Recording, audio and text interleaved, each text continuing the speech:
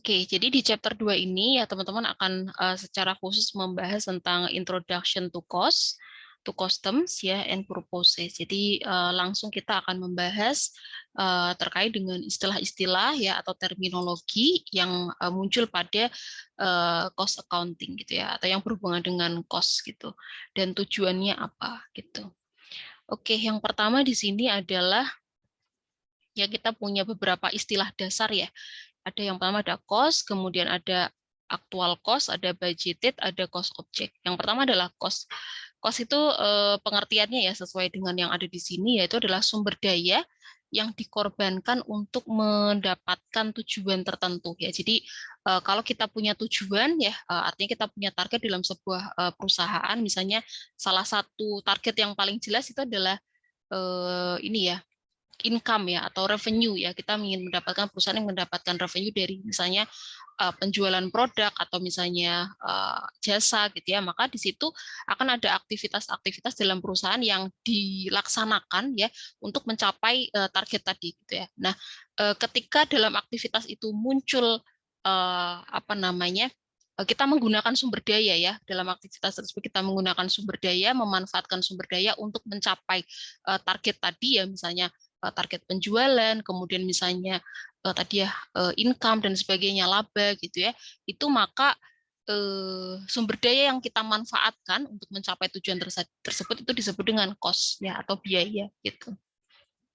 Nah, kemudian di sini ada actual cost ya. Actual cost itu berarti adalah cost yang memang betul-betul terjadi gitu. Jadi nominal pada cost tersebut itu memang nilainya adalah aktual gitu. Jadi memang sudah aktivitasnya sudah dilaksanakan, cost-nya sudah muncul, ya berarti itu disebut dengan actual cost ya. Ada juga yang disebut dengan budgeted cost atau predicted cost ya. Ini artinya adalah cost yang diestimasi ya, yang diperkirakan akan muncul gitu. Jadi misalkan kalau aktual cost tadi berarti memang sudah muncul cost-nya atau sudah tadi sumber dayanya sudah dimanfaatkan ya, sehingga ada cost yang terjadi ya. Sedangkan kalau budgeted cost atau predicted cost itu adalah cost yang diestimasi akan terjadi. Jadi perusahaan itu kira-kira mengestimasi kira-kira cost yang muncul untuk misalnya produksi sebuah produk itu adalah misalnya 2.000 misalkan gitu ya. Jadi itu ada yang namanya budgeted cost gitu.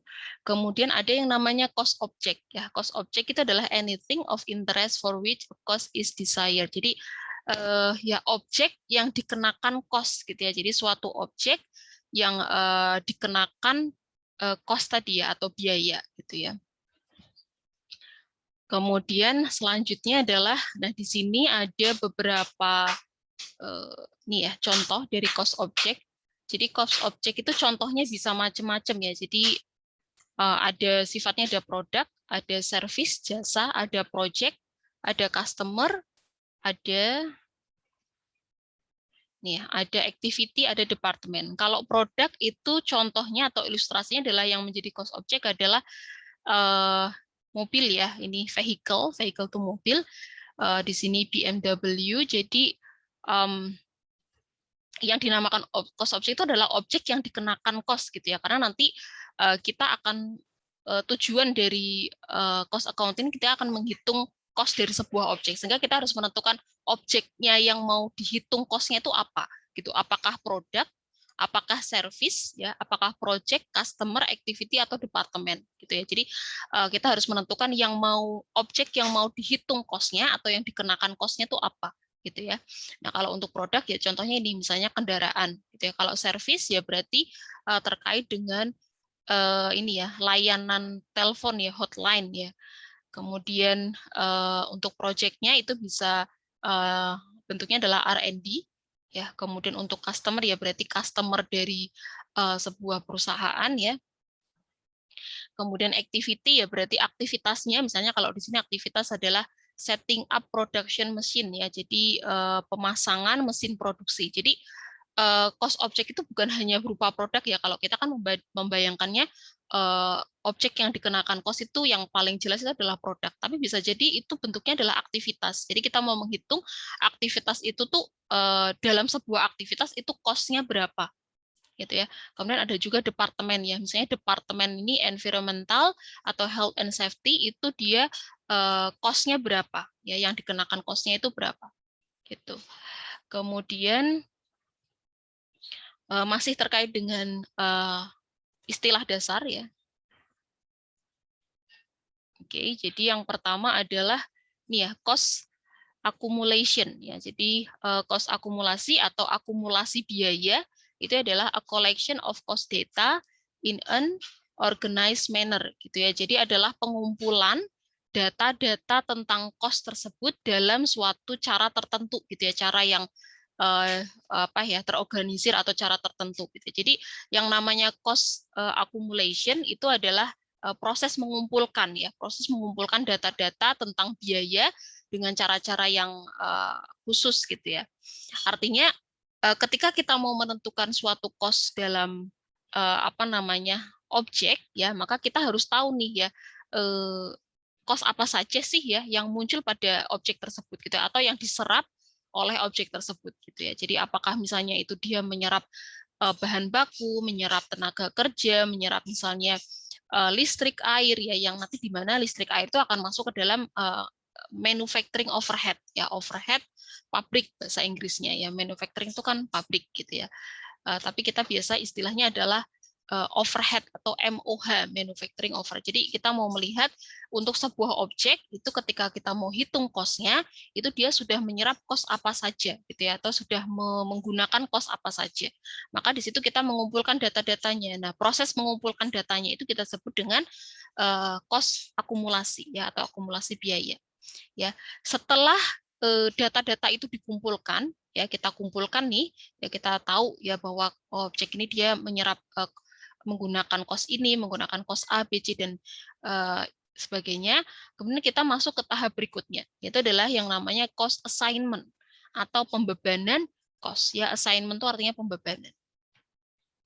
Cost assignment yaitu adalah a general term ya that includes gathering accumulated cost to a cost object ya, jadi membebankan ya cost ke cost object. Jadi kalau tadi kita sudah mengumpulkan datanya ya, maka pada tahap berikutnya kita harus membebankan ya, membebankan cost yang sudah tadi dikumpulkan datanya itu ke cost object. Nah, di sini ada dua cara. Yang pertama adalah menggunakan tracing dan yang kedua adalah allocating. Nah, kalau tracing ini artinya adalah tracing ya, menelusur ya. Tracing itu kan bahasa Indonesianya menelusur. Jadi kalau tracing itu biasanya kita gunakan untuk cost-cost yang memang mudah ditelusuri ya, mudah ditelusuri apa namanya ya cost-nya gitu ya. Jadi misalkan perusahaan manufaktur ya, perusahaan manufaktur untuk baju misalkan, kemudian kita bisa telusuri kira-kira cost yang paling mudah atau paling jelas ya terlihat muncul dalam produksi baju itu apa aja, sehingga cost-cost yang bisa secara mudah ya, secara mudah kita ketahui, kita telusur ya pada sebuah cost objek, maka itu kita bisa menggunakan yang namanya metode tracing ya untuk pembebanannya. Sedangkan kalau allocating, yaitu allocating itu berarti sebaliknya ya. Kita gunakan metode allocating untuk cost-cost yang memang tidak mudah untuk kita telusur atau kita tidak mudah untuk kita cari tahu kira-kira berapa besaran cost-nya gitu ya. Perlu kita hitung, perlu ada momen untuk menunggu gitu, sehingga kita tidak bisa menggunakan metode tracing. Nah, salah satu kunci ya untuk cost-cost yang bisa kita gunakan untuk metode tracing itu adalah cost yang saya pakai gini aja ya karena lebih mudah untuk coret-coretnya.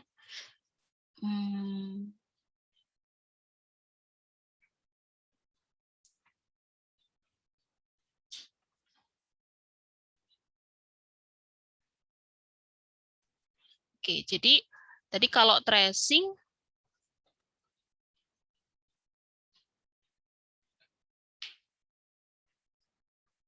ya. Kalau tracing ya tadi berarti adalah kita gunakan untuk cost-cost yang memang jelas secara mudah ya kita ketahui ke cost objeknya gitu. Jadi di sini tracing itu kita gunakan untuk jenis cost yang sifatnya adalah direct cost. Jadi nanti teman-teman akan kenal ada istilah yang namanya direct cost, ada yang namanya indirect cost. Gitu ya. Jadi tracing itu khusus digunakan ya untuk menelusur ya cost-cost yang sifatnya adalah direct cost ke cost object gitu ya, ke cost objeknya gitu. Nah, apa saja yang masuk ke dalam direct cost ya? Teman-teman akan mengetahui ya, akan belajar tentang ada yang namanya direct material, ada yang namanya direct labor. Ya, kalau direct material itu artinya adalah terkait dengan bahan baku langsung ya, direct itu kan langsung ya. Kalau bahasa Indonesia berarti bahan baku langsung. Kalau yang ini labor berarti tenaga kerja langsung. Ya, maksudnya apa? Berarti ada dong indirect material dan ada indirect labor. Ada ya. Jadi ada yang namanya direct material, ada yang namanya indirect labor. Jadi misalkan direct material itu adalah bahan baku ya yang secara langsung terkait dengan objek ya. Artinya dia berhubungan langsung ya, dia menjadi komponen utama ya. Kalau bahan baku ini nggak ada ya, dia tidak tersedia, maka ya produk itu nggak jadi gitu ya. Kalau labor gimana ya? Direct labor itu ya berarti tenaga kerja langsung yang berkaitan untuk produksi produk tersebut ya. Misalkan ya produksi baju ya, produksi baju, kira-kira direct materialnya apa? Yang masuk ke dalam bahan baku langsungnya apa aja? Untuk produksi baju yang terkait dengan bahan baku atau masuk ke dalam kategori direct material apa aja? Ada yang bisa ngasih contoh?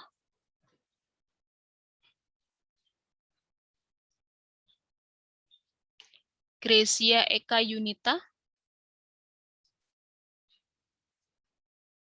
hadir? Gracia hadir enggak? Hadir, Bu.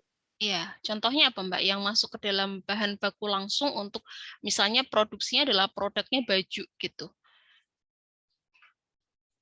Kain, Bu. Ya, kain, kemudian apa lagi? Benang. Benang, oke. Ya, ini salah satu contohnya ya. Misalkan kalau di situ ada rendanya atau ada pitanya ya, itu juga bisa. Oke, kemudian kalau yang berhubungan dengan direct labor, tenaga kerja langsung berarti apa? Untuk produksi produk ya. Produksi produknya adalah baju. Contohnya apa? Sama masih Mbak Gracia juga.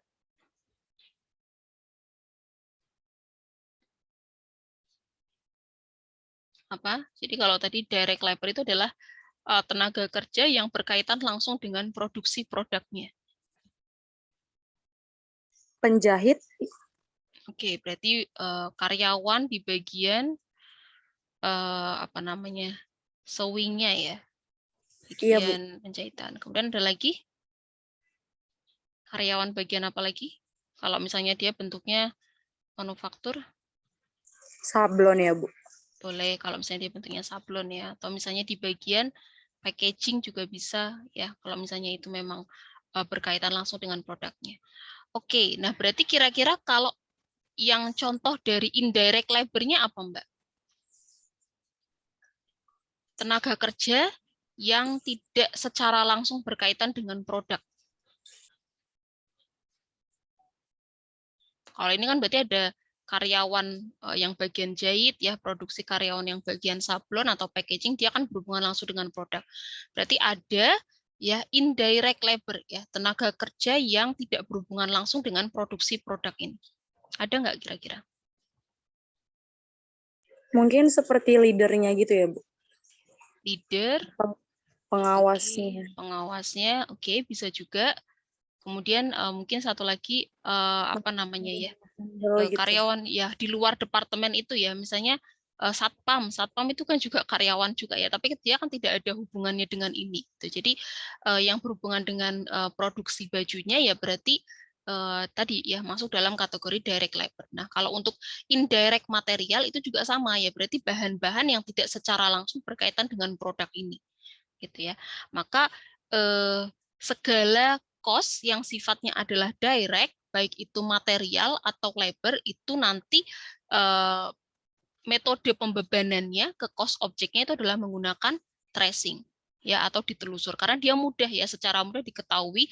Oh, kalau misalnya ada baju ya, satu baju itu bisa diketahui dia butuh kainnya berapa, butuh benangnya berapa, satu baju dikerjakan oleh berapa karyawan, upahnya satu karyawan itu untuk mengerjakan satu baju itu berapa, itu secara mudah bisa ditelusur gitu ya, bisa secara mudah kita hitung gitu ya.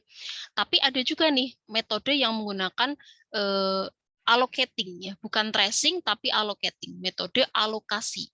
Ya, berarti metode allocating itu digunakan untuk membebankan cost yang bagaimana?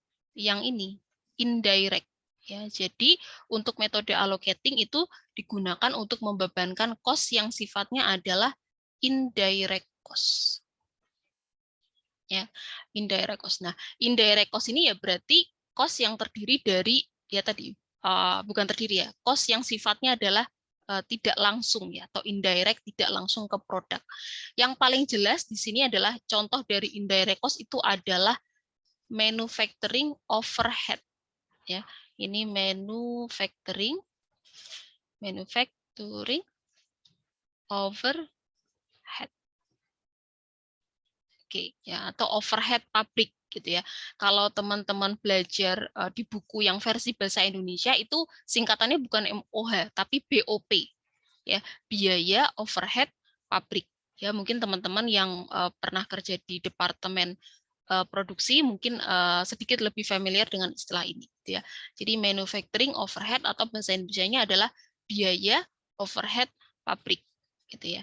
Nah, MOH itu adalah bentuk dari contoh dari indirect cost ya yang paling jelas. Tapi di sini berarti ada ya, kalau tadi di sini direct material, di sini direct labor, berarti nanti ada indirect material, ada juga indirect labor, di mana indirect material dan indirect labor itu juga masuk ke dalam kategori indirect cost, di mana nanti metode pembebanannya kita menggunakan metode alokasi.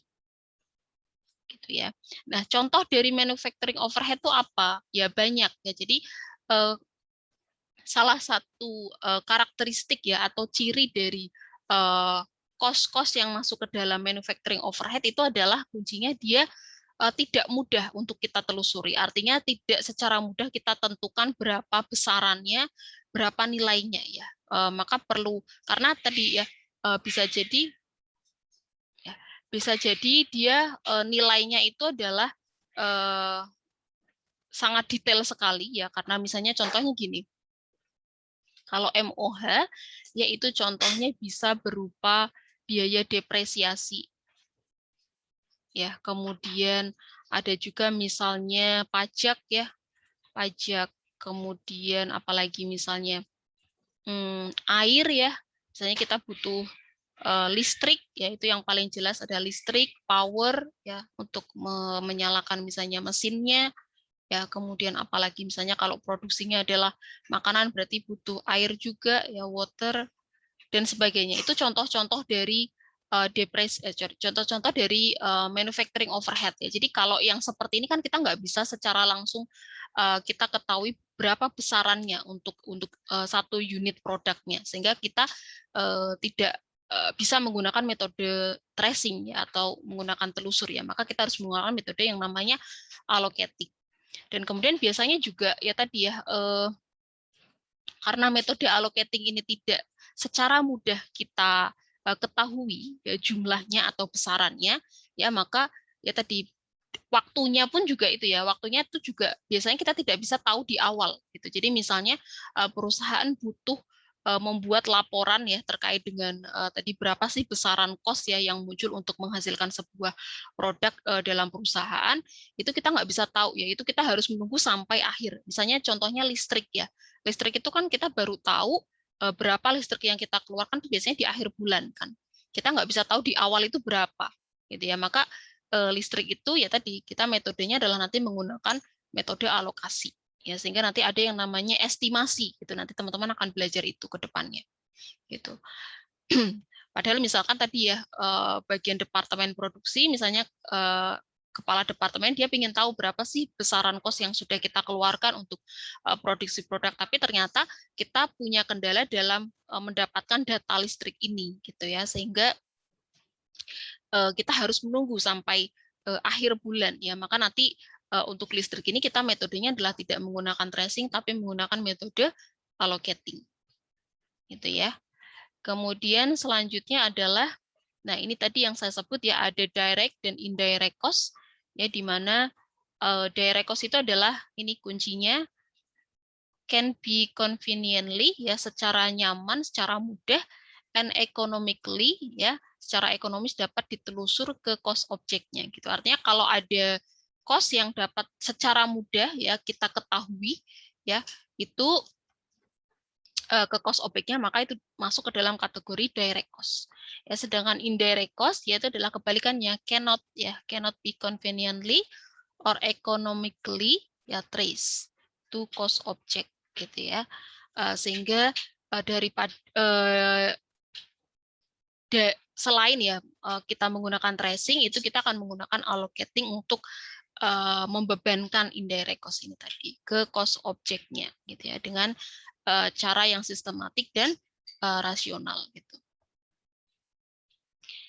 Jadi tadi contoh direct cost dan indirect cost. Kuncinya tadi ya, apakah cost tersebut itu secara mudah kita ketahui atau kita telusur ke cost objeknya. Kalau kita tahu, oh berarti untuk produksi baju itu butuh 1 unit baju ya, atau 1 piece baju itu kita butuh kainnya sekian, kita mengeluarkan upah untuk karyawannya adalah per jamnya misalnya sekian gitu ya, maka itu masuk ke dalam direct cost. Tapi kalau susah kita berapa depresiasi mesin produksi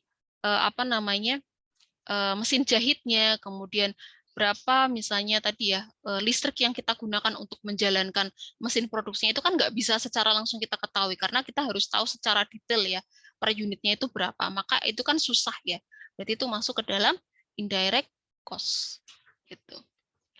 Kemudian selanjutnya, nah di sini ada contoh atau ilustrasi dari pembebanan cost ya ke cost objek. Jadi pembebanan cost ada 2 ya, ada yang sifatnya adalah tracing dan apa tadi? Allocating. Oke, nah di sini ada contohnya ya supaya kita bisa membedakan yang mana tracing, yang mana allocating. Yang pertama di sini tipe cost-nya ya, jadi ini adalah cost objeknya, kita mulainya berarti membacanya dari sini ya, karena kan tadi membebankan cost-nya adalah ke cost objek ya. Cost objeknya contohnya adalah produk kalau di sini. Tadi kan cost objek bisa produk, bisa customer, bisa service, bisa departemen gitu kan tadi yang di slide awal. Nah di sini contohnya adalah produk ya. Misalnya ada produknya adalah mobil ya, BMW. Kemudian tipe cost-nya ya, tipe cost-nya di sini adalah direct cost. Contohnya adalah cost of steel ya and tires for the BMW. Jadi biaya untuk apa? Baja dan tires apa? Ban ya kalau nggak salah. Ya, jadi steel dan bannya untuk BMW. Jadi ban sama bajanya itu kan kira-kira dia masuk kenapa masuk ke direct cost? Kalau dikaitkan dengan produknya yang mobil ini. Kenapa baja dan ban ya itu dikategorikan sebagai direct cost untuk produk mobil? Kira-kira logikanya gimana?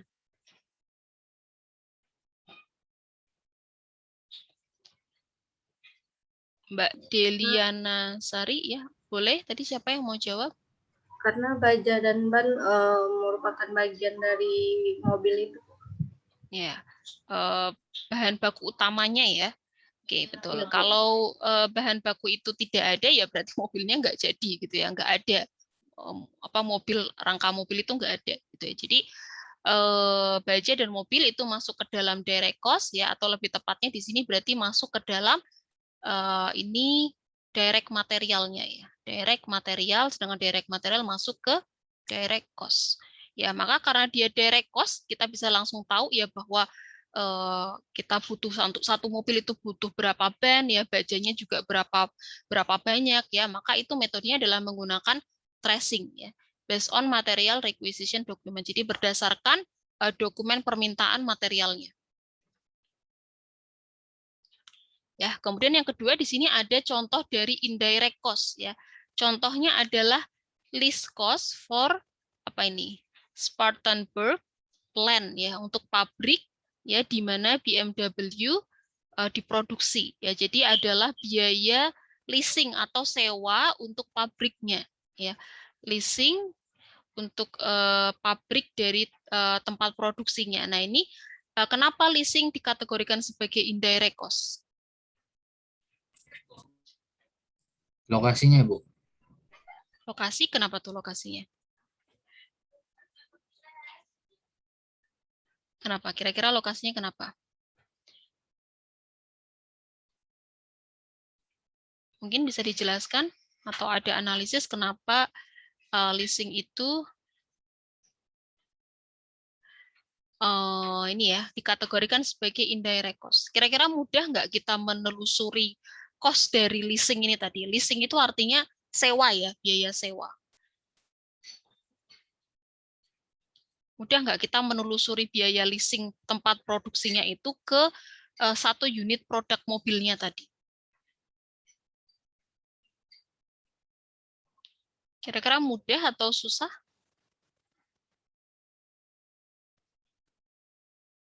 Gimana tadi, siapa yang coba jawab? Nggak apa-apa. Silakan kalian maksudnya mengutarakan opininya ya. Kira-kira menurut kalian tuh seperti apa gitu. Gimana? Mudah atau susah? Rekayana, Mbak Rekayana, hadir? Ya, Bu. Ya, oke. Hadir, Bu. Kira-kira gimana? Menurut saya sih lumayan susah, Bu. Soalnya produknya kan bukan, maksudnya, ya. Produknya kenapa? Apa?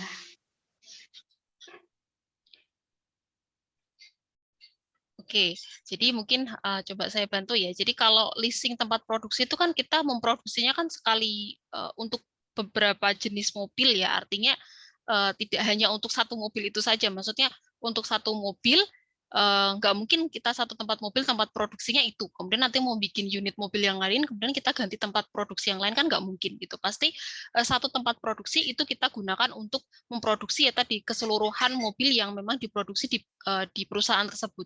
Sehingga artinya biaya leasing yang muncul dalam tempat produksi itu yaitu perlu kita cari tahu ya berapa yang akan kita bebankan untuk satu unitnya ya, satu unit mobil, karena kan tadi sekali kita bayar biaya leasing untuk tempat produksinya itu dipakai untuk memproduksi keseluruhan produk di perusahaan tersebut gitu kan. Misalkan dalam sebulan perusahaan tersebut memproduksi misalnya 15 sampai 20 mobil, maka kan kita harus tahu ya untuk satu unitnya berapa gitu kan. Tapi kalau misalkan nggak mungkin satu tempat produksi itu hanya untuk produksi satu mobil saja, gitu kan nggak mungkin. Maka ini cukup susah untuk kita ketahui ya berapa biaya leasing cost-nya untuk satu unit produk gitu. Sehingga leasing cost ini masuk ke dalam indirect cost, di mana lebih tepatnya nanti adalah masuk ke manufacturing overhead.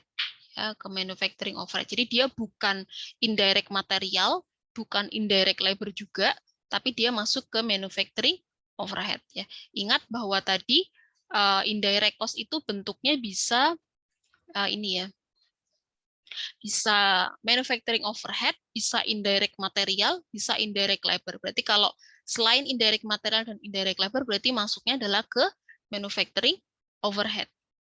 Gitu. Oke, nah ini berarti pembebanannya adalah dengan menggunakan metode alokasi ya ke cost objeknya. Oke. Kemudian ini contoh ya, contoh dari direct cost dan indirect cost. Kalau direct cost itu berarti ada parts. Ini masih contohnya mobil tadi ya, berarti ini masuknya adalah ke direct material, bahan baku maksudnya. Kemudian ada assembly line wages. Jadi upah karyawan perakitan ya, karyawan perakitan mobilnya misalkan. Berarti ini masuk kategori direct apa? Direct apa ini? Label. Kalau Direct cost. Label. direct Direct cost. direct cost betul, tapi bagian apa? Kalau ini kan direct material untuk bahan baku. Kalau Direct label. upah direct labor. Oke. Labor ya, direct labor. Oke. Tenaga kerja langsung. Nah, kemudian di sini contoh dari indirect cost-nya ada electricity ya, listrik untuk misalnya menjalankan mesinnya misalkan, kemudian rent ya, biaya sewa misalnya sewa produk, sewa tempat produksinya misalkan, kemudian pajak dan sebagainya, depresiasi itu juga bisa masuk ke indirect cost. Artinya cost-cost yang memang tidak secara mudah kita telusur ke satu unit produknya ya perlu itu akan masuk ke dalam indirect cost gitu. Kemudian di sini ada beberapa faktor ya yang mempengaruhi apakah sebuah cost itu dikategorikan sebagai direct atau indirect. Ya, ada cost materiality, ada availability of information, gathering technology, kemudian ada juga operational design ya. Kalau salah satunya contohnya di sini ya, cost materiality. Jadi semakin nilainya adalah semakin material ya, artinya dia semakin mudah ditelusur ya. Kalau semakin material kan berarti nilainya besar ya. Semakin material itu artinya semakin mudah ditelusur, berarti dia masuk ke dalam kategori direct atau indirect. Direct. Direct ya, semakin material ya berarti semakin mudah ditelusur atau ditrace ya, ditelusur ya, maka dia akan masuk ke dalam direct cost ya. Begitu juga dengan sebaliknya, kalau nilainya itu semakin kecil ya karena imaterial ya, maka dia susah ya untuk dilacak ya, maka dia akan masuk ke dalam indirect cost gitu. Kemudian selanjutnya di sini, nah di sini ada beberapa tiga tipe yang namanya cost behavior. Jadi cost itu juga punya behavior ya. Behavior itu kan artinya perilaku ya, atau apa ya? Ya sifat ya, bukan sifat sih, lebih ke ya kita nggak bisa mengartikan secara ini ya, secara bahasanya. Artinya sebuah cost itu dia juga punya karakteristik ya, punya sifat, punya perilaku ya. Ada 3 jenis cost behavior. Yang pertama adalah variable, kemudian yang kedua adalah fix, yang ketiga adalah cost or fixed or variable, atau ini biasa disebut dengan mixed cost ya, campuran ya, campuran antara fix dengan variabel. Oke, kita mulai dulu dari yang fix dulu deh, yang paling jelas definisinya. Fix itu artinya apa? Tetap, Bu. Ya, tetap konstan gitu ya, dia tidak berubah. Oke, makanya di sini ada kata-kata remain unchanged ya. Jadi dia tidak berubah in total regardless, walaupun ada perubahan pada jumlah atau kuantitas aktivitas atau volume unit yang diproduksi. Jadi kalau tadi kita sudah belajar ya jenis-jenis cost ya, cost itu ada yang sifatnya direct, langsung, kalau dia mudah ditelusur ya, atau yang sifatnya indirect ya, atau tidak langsung. Nah, sekarang cost dia juga punya sifat atau behavior fix ya, tetap. Jadi dia tidak berubah, dia konstan, remain unchanged ya. Remain unchanged itu ya berarti tadi tetap ya, tidak berubah, walaupun ya ada aktivitas atau unit yang diproduksinya itu semakin meningkat. Jadi kalau misalkan gini, contohnya dari fixed cost itu yang paling jelas adalah misalkan, saya kasih contoh satu, nanti teman-teman bisa memberikan contoh yang lain. Misalnya adalah rent, biaya sewa. Ya, misalkan kita tempat produksi, contohnya adalah misalnya produksi home industry perusahaan roti ya misalkan. kita nyewa satu tempat produksi, ya. Kemudian cost-nya, ya, cost untuk menyewa tiap bulannya itu adalah misalkan 2 juta, ya, per bulan. Sewa tempat produksi. Tiap bulannya kita harus membayar 2 juta. Nah, ketika perusahaan itu, ya, atau ketika home industry itu bisnisnya itu memproduksi misalnya roti jumlah 20 buah, dengan dia produksi misalnya 30 buah, dengan dia produksi misalnya 40 buah, itu kira-kira uang sewa yang kita bayarkan per bulannya itu berubah nggak? Enggak. Ya. Karena ya tadi dia masuk ke dalam kategori fixed cost, ya. Dia tidak berubah walaupun ada unit yang diproduksi volume, ya. Berarti kalau ini terkait dengan volume yang diproduksi itu meningkat, ya. Jadi walaupun volumenya itu meningkat, ya, maka cost-nya, ya, untuk sewa ini dia konstan, ya, atau tidak berubah, mau produksi 20, mau produksi 30, 40, bahkan kalau dia belum produksi pun, ya, 0 buah, kan berarti walaupun kita belum produksi, kan kita tetap harus punya tempat produksi dulu, kan? Nggak mungkin kita nanti kalau sudah siap produksi, tempat untuk apa namanya produksinya itu belum ada gitu. Jadi walaupun kita belum produksi sama sekali, ya, belum mulai, kita sudah harus punya tempat produksi, sehingga walaupun belum produksi, ya, misalnya tadi berada di titik 0, ya, saya coba gambarkan di sini, pakai ini aja, ya.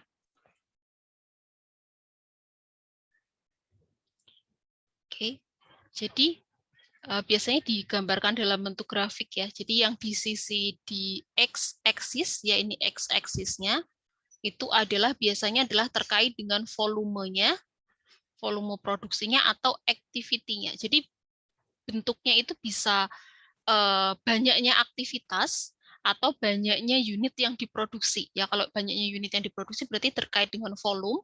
Kalau banyaknya aktivitas itu berarti terkait dengan aktivitas yang dikerjakan, ya. Semakin meningkat misalnya dia aktivitas menjahit bajunya atau aktivitas packaging bajunya, berarti kan itu termasuknya bukan aktivitas, ya, bukan volume gitu.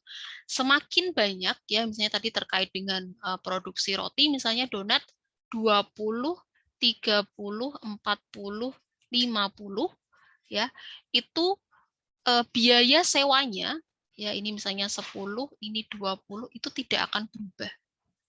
Ya. Ya, dia akan tetap konstan, nilainya adalah 20. Nah, kalau di sini adalah terkait dengan volumenya, kalau di sini y-axis-nya, ya, atau sumbu y-nya itu terkait dengan cost-nya. Ya, ini berarti tadi kebetulan terkait dengan rent, ya. Biaya sewa tempat produksinya. Mau produksi 20, 30, 40 atau 50, bahkan kalau belum produksi sekalipun, ya, dia misalnya dia di titik ini 0 unit, ya, 0 produk atau 0 pieces, ya, dia akan tetap ada di garis ini. Ya, maka dia harus tetap membayar cost-nya adalah sebesar 20 nih, ya. Misalnya dia ada di titik 0, ya, dia akan tetap di sini. Ya, 20. Dia sudah harus membayar 20 ini dolar, ya, satuannya. Oke. Ini misalnya buah misalnya. Ya. Jadi dia mau produksi 20, dia tetap bayar 20, tadi berapa contohnya? 2 juta, ya, misalnya ini 2 juta. Ini 1 juta misalkan, ya. Jadi mau dia produksi 20, mau produksi 50, ya, dia tetap bayar sewanya adalah per bulannya adalah 2 juta, tidak berubah. Ya, ini maka disebut dengan fixed cost. Ya, maka grafiknya ya tadi lurus gini, ya. Konstan. Oke, kita kembali ke PPT-nya. Nah, berarti ada, ya, cost yang berubah seiring, ya. Ini, ya. cost yang berubah seiring dengan meningkatnya ya volume atau aktivitas gitu. Jadi kalau jumlah volume yang diproduksi atau aktivitasnya juga meningkat, maka cost-nya juga akan semakin meningkat. Begitu juga dengan sebaliknya, kalau cost yang di volume unit yang diproduksi kecil ya menurun ya atau sedikit, atau aktifnya juga sedikit, itu cost-nya juga kecil ya, maka itu akan masuk ke dalam kategori atau kelompok yang namanya adalah variable cost gitu. Kira-kira bisa memberikan contoh nggak ilustrasi dari variable cost itu apa? Kalau tadi kan fixed cost itu contohnya sewa ya. Kita mau produksi berapa banyak pun ya itu cost-nya, biaya sewanya tetap 2 juta setiap bulannya. Nah, kalau variable cost berarti kebalikannya ya. Kita buat grafik yang sama di sini. Ya, ini 0, 20, 30, 40, 50. Ini volume misalnya donat sama. Kemudian misalnya di sini 1 juta, 2 juta, 3 juta. Ini cost-nya. Kira-kira cost apa yang mengilustrasikan dari variable cost? Semakin meningkat ya unit yang diproduksi atau produk yang diproduksi, maka cost-nya juga semakin meningkat. Kira-kira Biaya apa? air sama listrik, Bu. Biaya air sama listrik. Oke, logikanya gimana tuh? Contohnya Makin misal, banyak mesin yang dipakai, maka biaya listriknya makin naik, Bu. oke, makin banyak yang diproduksi ya, makin banyak donat yang dibuat, maka kita harus menjalankan mesinnya juga lebih lama. Kita butuh airnya juga lebih lama. Kalau tadi lebih banyak ya. Kalau tadi misalnya contohnya adalah apa tadi? Listrik dan air. Ya. Kemudian yang paling jelas dari pembuatan roti ini apa sih? Yang paling kalau dia semakin banyak yang diproduksi maka akan meningkat juga, itu apa? Tadi betul ya, contohnya betul, listrik dan air. Bahannya, Bu. Bahannya betul, terigunya, gulanya ya, kemudian apalagi misalnya pengembangnya gitu ya, itu semakin banyak kita produksi maka kita akan butuh banyak bahan baku gitu. Jadi yang paling jelas adalah ya tadi bahan baku ya atau material. Kita mau produksi 20 misalkan, bisa jadi kita hanya butuh terigu dengan cost ya misalnya 1 juta nih ya di sini. Kemudian ketika akan meningkat menjadi 50 unit ya di sini ya ternyata cost yang kita keluarkan untuk terigunya itu meningkat menjadi 3 juta gitu ya di sini. Maka grafiknya bentuknya akan seperti ini. Lurus ya, sorry. Ini apa sih, diagonal gitu ya. Gitu. Jadi betul lah tadi listrik dan air juga termasuk ya, karena listrik dan air itu juga termasuk variabel ya. Tapi ingat, listrik dan air kalau kaitannya dengan sifat cost, maka dia akan masuk ke dalam indirect cost. Tapi kalau dikaitkan dengan behavior-nya atau perilakunya, dia masuk ke dalam variable cost gitu ya. Jadi teman-teman jangan bingung dan apa namanya, tetap harus bisa membedakan gitu. Ya. Jadi bahan baku tadi contohnya listrik dan air, betul ya, dia akan meningkat seiring jumlah unit yang diproduksi atau kalau volume atau aktivitinya ya, misalkan tadi bentuknya adalah aktivitas. Oke. Maka bedanya ya fixed cost dengan variable cost, ya ini variable cost. Ya. Kalau fixed cost tadi walaupun belum produksi ya di sini fixed cost-nya sudah akan muncul ya sebesar di sini 2 juta. Ya, walaupun belum produksi, dia sudah muncul 2 juta. Tapi kalau yang variable cost, ketika dia belum produksi, kira-kira cost-nya berapa? 0. 0. Ya, karena titiknya di sini ya. Jadi bedanya itu ya. Kalau variable cost, dia belum produksi, maka cost-nya nggak muncul. Karena konsepnya adalah cost itu meningkat seiring dengan jumlah yang diproduksi. Kalau nggak ada yang diproduksi, ya berarti nggak ada juga cost-nya.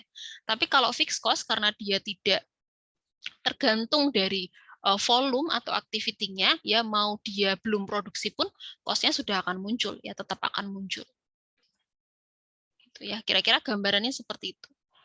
Ya, nah berarti ada satu lagi yang terakhir ya, behavior cost yang dia sifatnya adalah mix.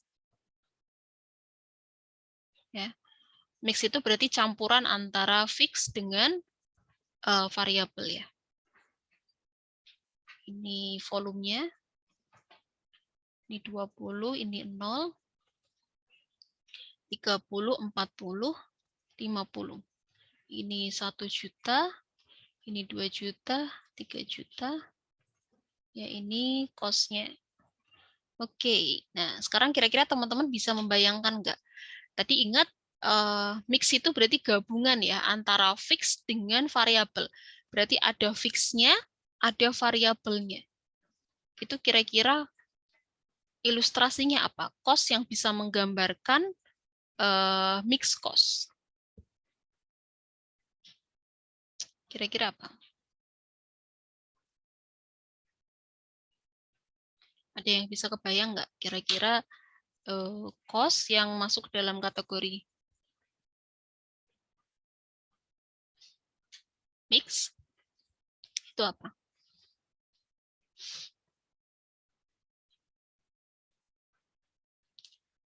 Kalau ada yang bisa kasih ilustrasi dengan tepat ya, untuk kuis pertama saya kasih tambahan 5 poin.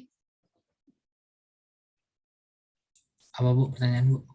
Nggak dengar ini. Misalnya biaya bensin gitu ya, Bu? Iya, bensin. Kenapa tuh? Untuk Coba. misalnya mengantar barang, kalau misalnya mengantar produk, kalau misalnya ada banyak pelanggannya gitu atau pembelinya. Jadi Cost-nya di mana? apa, Bu? Oke. Ya, penjelasan untuk fixed cost-nya gimana kalau untuk bahan bakar?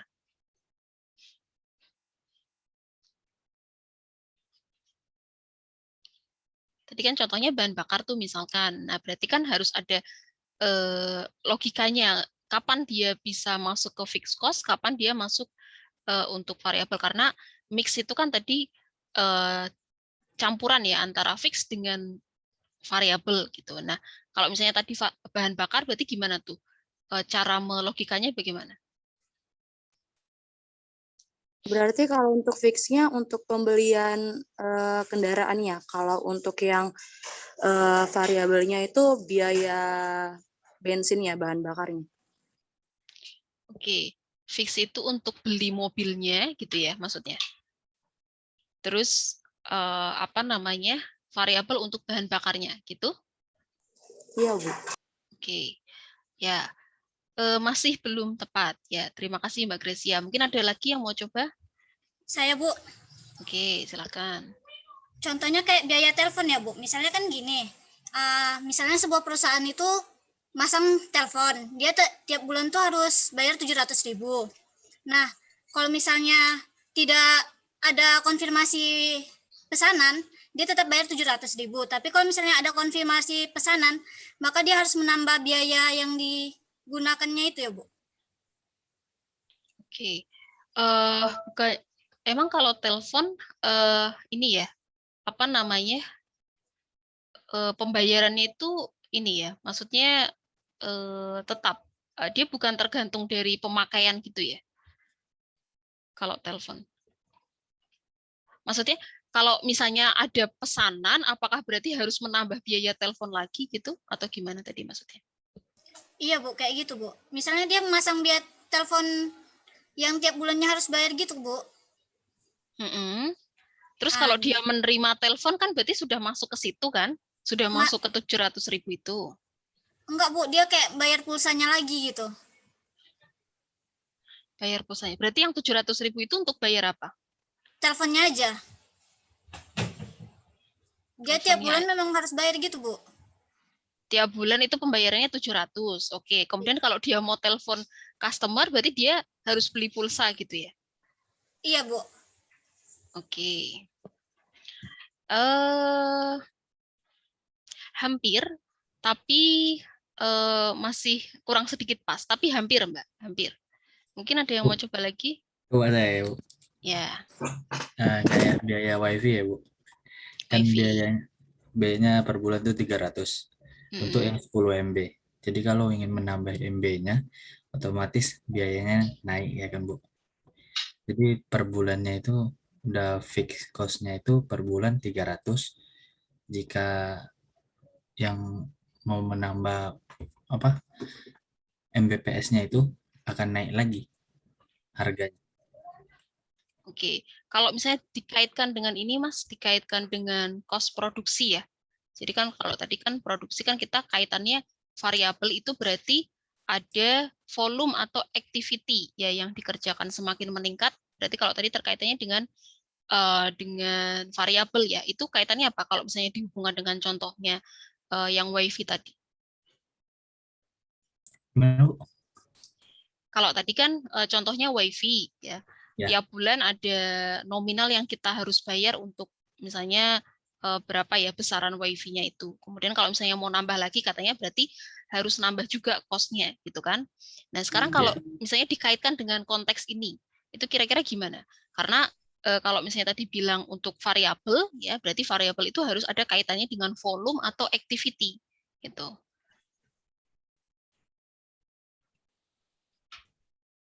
Contohnya apa?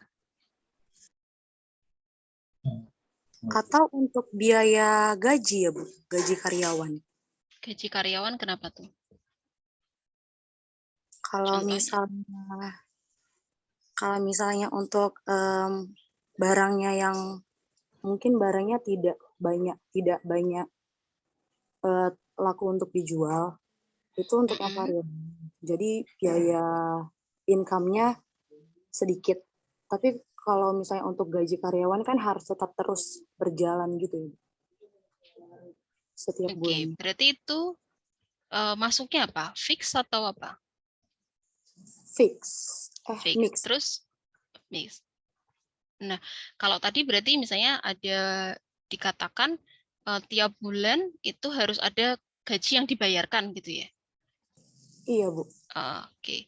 Berarti itu masuknya ke fix-nya atau ke variabelnya? Karena itu harus ada memenuhi dua unsur ya untuk yang mix ini. Fix dan variabel. Tadi berarti masuknya kemana? Kalau untuk biaya gajinya masuk ke fix. Tapi untuk ya itu. Nah, berarti variabelnya apa? Komponen variabelnya di mana nih? Kalau misalnya permintaan barangnya semakin banyak, otomatis karyawan dikasih lembur gitu kan, Bu. Nah, kalau gaji karyawannya pasti lebih bertambah dari yang biasanya, menurutku. Oke. Tadi yang menjawab fix tadi siapa? Mbak siapa sebelum Mbak Reka? Gracie ya, Bu. Oh, Grace ya. Jadi kira-kira bisa menyimpulkan nggak dari jawabannya Mbak Grace dengan Mbak Reka? Dua orang ini. Silakan.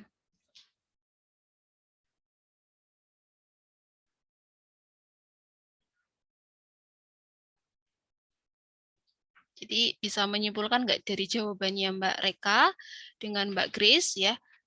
Boleh Mbak Reka, boleh Mbak Grace yang menyimpulkan kira-kira contoh dari mix cost ini apa dan bagaimana melogikannya? Yang mana yang masuk komponen fix, yang mana komponen variabel? Yang untuk yang fix itu untuk gaji setiap karyawan. Untuk yang variabelnya itu permintaan barangnya. Permintaan barangnya. Oke, hubungannya dengan gajinya tadi? Karena tadi contohnya gaji loh ya, bukan permintaan barang. Karena kalau misalnya permintaan barangnya sedikit, mungkin untuk gaji karyawan jadi ini ya, jadi sedikit terganggu. Oke, Mbak Reka mungkin mau coba menyimpulkan. Mungkin kalau fixed cost-nya lebih ke basic-nya kan, Bu. Maksudnya gaji basic yang diterima itu maksudnya setiap bulan kan sama. Kalau untuk apa tadi variabelnya sendiri itu kayak untuk gaji lembur, kayak gaji tambahan gitu. Kayaknya. Oke, ya jadi jawaban yang mendekati itu punyanya Mbak Reka ya. Jadi bagus tadi antara Mbak Grace dengan Mbak Reka sudah menyebutkan ya poin-poinnya tadi. Jadi nanti Mbak Rika sama Mbak Grace tetap saya kasih poin ya, tambahan 5. Ya, jadi itu ya, maksudnya tadi sebenarnya tadi yang apa namanya telepon itu sebenarnya sudah hampir, tapi sepertinya kalau dikaitkan dengan ini masih kurang pas, kecuali misalnya tadi bisa menjelaskan ya, menjelaskan terkait dengan bagaimana logikanya gitu. Nah, jadi contohnya dari mixed cost yang paling jelas adalah tadi ya, gaji karyawan misalnya marketing ya, atau misalnya sales gitu ya.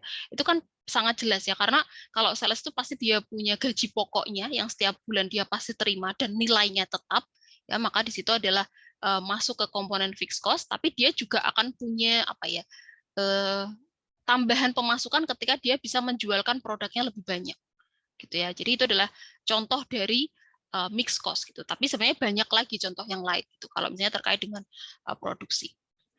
Nah, tapi yang supaya teman-teman bisa membayangkan gitu ya, apa namanya,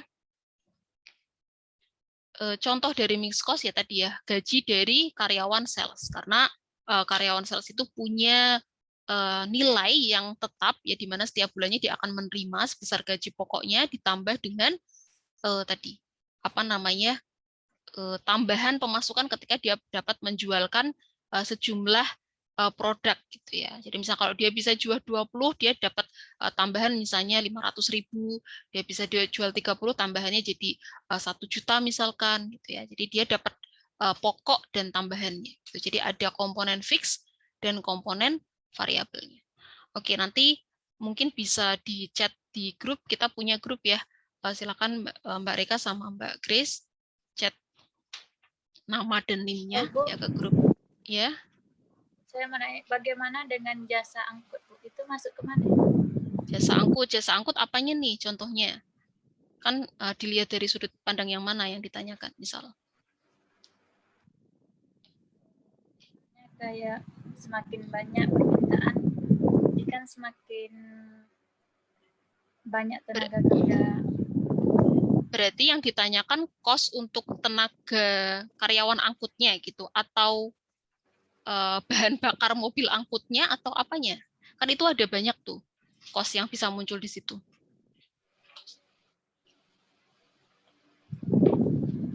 Kalau jasa angkut kan biasanya ada mobil, kemudian ada supirnya gitu kan. Ya, Bu. Nah, yang ditanyakan apa? Apakah bahan bakar mobilnya itu ya untuk mengangkut itu, kemudian atau apanya? Karena kalau misalnya, kecuali yang ditanyakan misalnya semakin banyak yang diangkut, kalau misalnya itu harus berkali-kali kan berarti dia harus bolak-balik ya, berarti butuh bahan bakar lebih banyak. Ya, berarti kalau bahan bakarnya itu masuk ke dalam variable cost. Tapi kalau yang ditanyakan apanya misalnya? Drivernya ya, atau apanya? Ya, masuk ke tenaga kerja. Tenaga kerja supirnya berarti. Iya. Ya berarti tergantung hitungannya. Kalau misalnya supirnya biasanya kalau apa namanya untuk jasa angkut tuh konsepnya gimana sih, dia hitungannya jarak atau apa? Atau banyaknya muatan?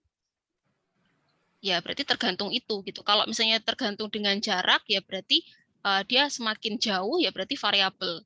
Kalau misalnya dia apa namanya konsepnya muatan ya, artinya mau berapapun jumlahnya gitu ya, pokoknya dia sudah dibayar gitu ya, maksudnya perjanjiannya segitu berapapun jumlahnya, itu ya berarti masuknya ke fixed cost gitu. Jadi tergantung dia dasar penghitungannya itu apa.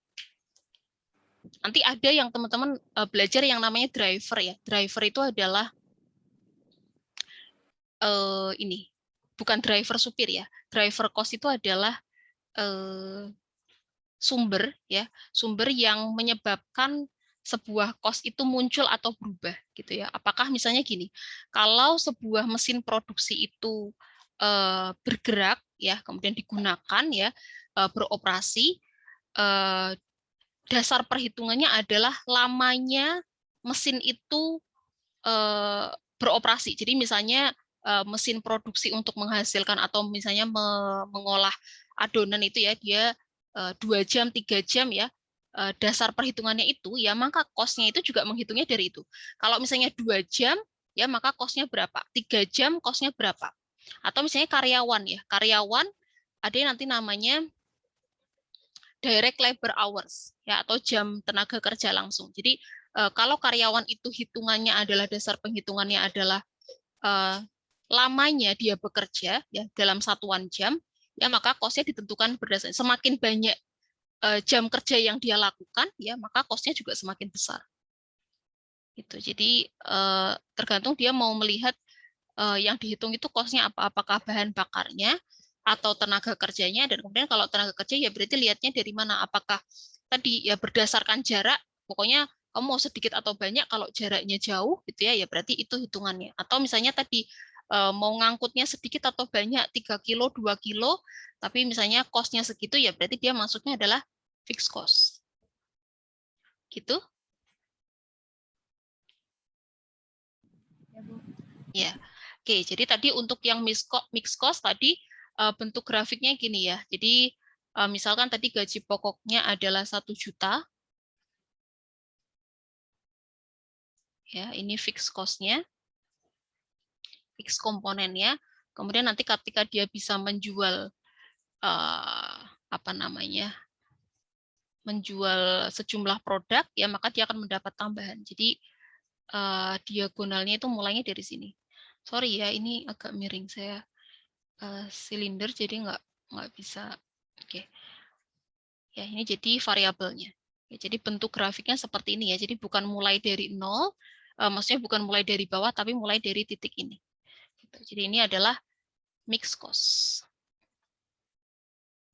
Nah, nanti teman-teman salah satu contoh bentuk latihan dan kuisnya adalah ya bisa jadi teman-teman disuruh membuat seperti ini ya. Jadi ilustrasi dari cost-nya, kemudian apa namanya, bentuk grafiknya. Gitu ya, teman-teman harus membuat diagram seperti ini, kemudian bisa menyusun grafiknya. Oke, kemudian kita lanjut dulu. Ya. Ya, selanjutnya ada yang namanya ini ya, cost behavior ya. Ini diresum di sini ya. Jadi yang ada di sini, slide ini itu diresum di bagian ini. Jadi kalau variable cost ya secara total, teman-teman dengar jualan bakso enggak? Oke, ini saya lagi. Oke, jadi untuk variable cost ya secara total nilainya itu akan berubah ya, berubah seiring dengan proporsi outputnya ya. Jadi semakin meningkat jumlah volume yang diproduksi atau aktivitasnya, ya itu cost-nya semakin banyak.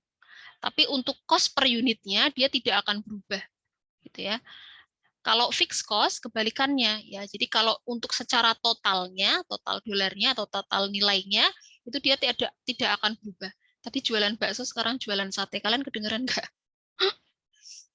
Saya ngisi kuliahnya di ruang tamu. Oke.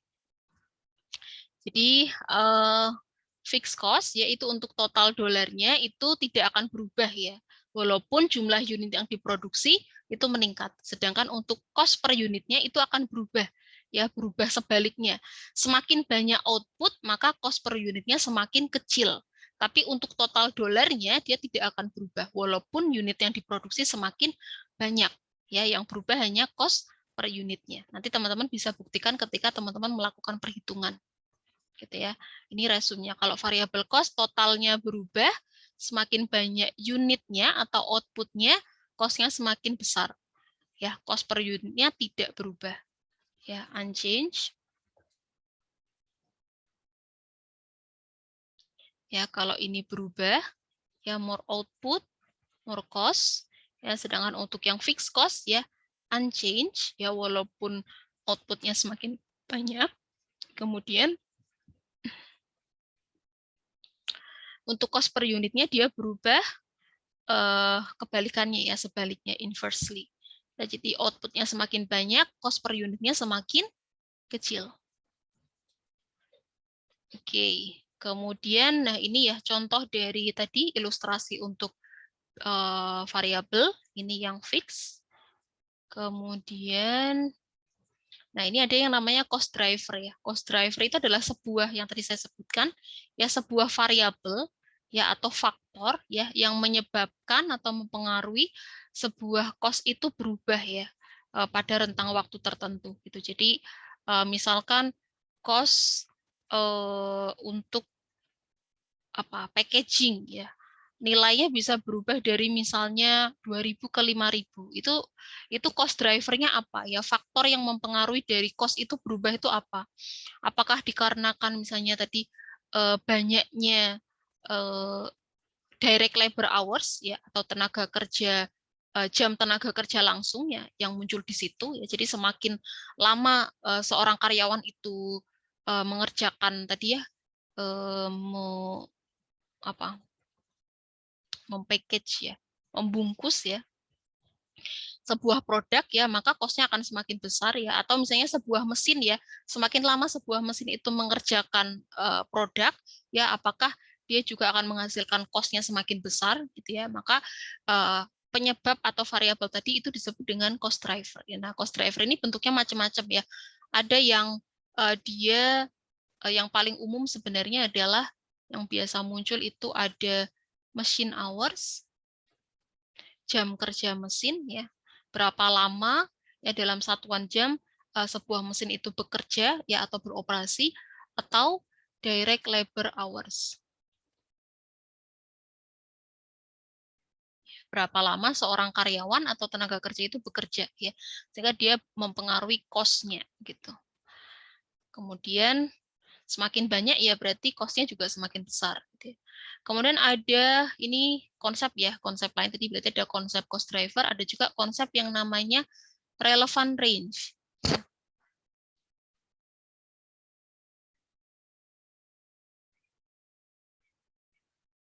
Oke, relevant range itu berarti konsepnya gini. Contoh yang paling jelas di sini adalah fix ya, fixed cost. Fixed cost itu bisa masuk dalam konsep relevant range. Contohnya gimana? Tadi kan kita kenal bahwa yang namanya fixed cost ya. Fixed cost itu punya sifat atau karakter di mana dia tidak akan berubah atau konstan walaupun outputnya itu bertambah ya. Jadi semakin meningkat ya outputnya. Ini teman-teman tampilannya udah berubah kan ya ke whiteboard? Udah belum? Sudah, Bu. Udah ya. Oke, saya takut share screen-nya cuma satu slide screen aja. Oke, jadi fixed cost tadi karakter utama atau ciri khas utamanya adalah dia tidak akan berubah walaupun ya jumlah volume atau aktivitasnya itu semakin meningkat. Nah, nanti ada konsep yang namanya relevant range ya, di mana fixed cost ini akan ada saatnya atau akan ada momen di mana fixed cost ini akan berubah. Jadi dia konstan, kemudian dia berubah. Kemudian dia konstan lagi, dia bisa berubah. Nah, konstannya itu adalah pada range tertentu, atau pada periode, atau pada rentang tertentu, atau pada apa ya, kuantitas tertentu. Jadi kita pakai kata-kata range gitu ya. Jadi fixed cost ini itu dia akan tetap pada range tertentu, tapi suatu momen ya atau suatu masa dia akan bisa berubah atau meningkat gitu. Contohnya gimana? Misal tadi terkait dengan sewa ya. Sewa itu ya tadi kita sewa satu tempat produksi ya, atau misalnya kita sewa gudang ya untuk nyimpen material atau bahan bakunya, ada terigu, ada gula gitu ya. Kalau misalnya produksinya besar kan pasti kita butuh storage ya atau gudang untuk menyimpan bahan bakunya tadi gitu ya. Itu kita sewa misalnya per bulannya adalah 2 juta ya per bulan.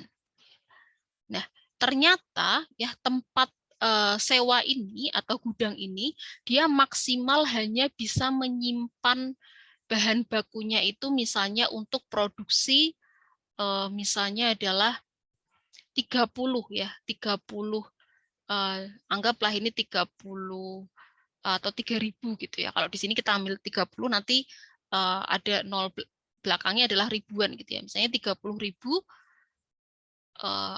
produk gitu ya atau unit. Ya, jadi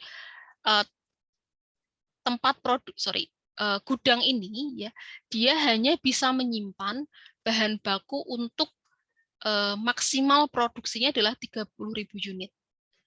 ketika perusahaan itu memproduksi misalnya meningkat menjadi 30.500, ya ternyata tempat penyimpanannya itu sudah nggak cukup, gitu ya, sudah penuh ya, sudah full maksimal, udah nggak bisa lagi buat nyimpan bahan baku lagi, gitu ya, atau misalnya untuk tempat produksi lah misalkan anggap, ya, maka artinya perusahaan harus menyewa satu tempat produksi lagi, ya, untuk meneruskan proses produksinya tadi, ya, karena dia meningkat dari 30.000 menjadi 30.500, ya, karena kalau sudah di sini malah jadi nggak bagus ya, karena tadi ya sudah maksimum gitu ya tempatnya, maka dia harus menyewa satu tempat produksi lagi, sehingga dia akan menambah menjadi dari 2 juta, kosnya menjadi 4 juta per bulan.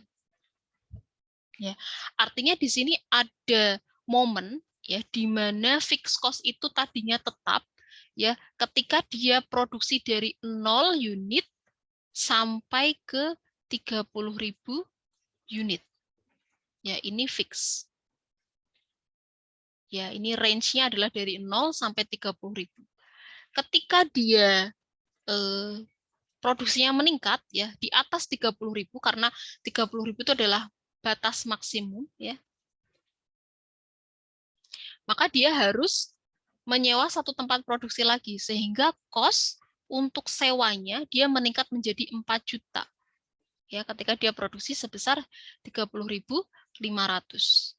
Nah, nanti ya ketika dia produksi 30.500 kemudian sampai nanti dia misalnya dia produksi ke 60.000 ya, itu akan tetap ya fix ya, konstan ya, dia akan bayar sebesar 4 juta. Tapi lagi, kalau misalnya dia produksinya meningkat menjadi 60.500 ya, maka dia harus produksi lagi, dia harus menyewa satu tempat produksi. Ya, karena batas maksimumnya adalah tadi misalkan satu tempat produksi adalah untuk 30.000 unit. Ya, artinya dia cost untuk rent-nya akan meningkat lagi menjadi 6 juta per bulan. Itu karena dia harus menyewa 3 tempat produksi misalkan. Jadi dia akan fix ya atau konstan pada range 0 sampai 30.000. Kemudian dia meningkat ya. Meningkat ketika dia produksi di atas 30.000, di mana di sini misalnya contohnya adalah 30.500. Kemudian dia akan konstan lagi ya. Jadi dia konsepnya adalah ini ya. Konstan dan meningkat ya. Kemudian ini 0 sampai 30.000 ya. Kemudian nanti meningkat, kemudian nanti konstan lagi, kemudian meningkat lagi, konstan lagi. Gitu ya. Jadi inilah yang disebut dengan range. Ya, jadi dia akan konstan pada range tertentu, kemudian dia akan pada satu momen dia akan berubah ya atau naik gitu ya. Kalau di buku kalian tuh istilahnya adalah jump gitu ya atau melompat gitu ya. Kemudian dia akan konstan lagi pada range tertentu. Itu kalau masuk ke dalam konsep relevant range. Tapi karakteristik utama dari fixed cost itu adalah konstan ya, gitu. Oke, kita coba kembali ke PPT-nya. Ya. Jadi fixed cost itu karakteristik utamanya adalah fix ya atau tetap, only within the relevant range. Jadi dia tetap hanya jika ya masuk ke dalam range tertentu. Ketika range dia sudah berada di atas batas maksimum ya, di atas range-nya ya, batas range-nya, maka dia akan berubah gitu ya. Maka itu yang disebut dengan konsep relevant range. Tuh. Oke, kemudian selanjutnya nah ini ya. Bentuk grafiknya. Jadi kalau misalkan di sini apa?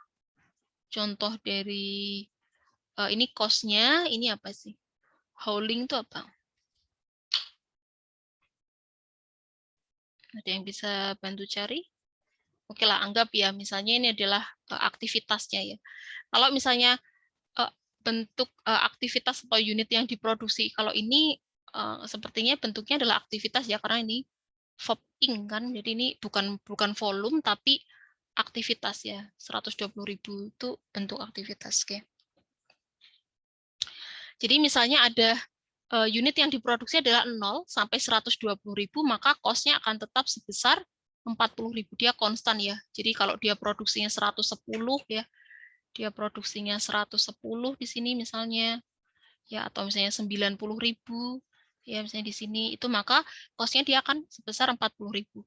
Tapi kalau produksinya sudah di atas 120.000 ya, maka dia cost-nya akan berubah menjadi 80.000 dan akan konstan terus sampai ke batas 240.000. Di atas 240.000 misalnya dia produksi 240.010 ya, walaupun lebih hanya 10 unit misalkan, maka dia cost-nya akan berubah menjadi 120.000 sampai nanti batas 360.000. Jadi ini adalah range-nya, relevan range-nya. Gitu ya. Oke, kemudian selanjutnya oke.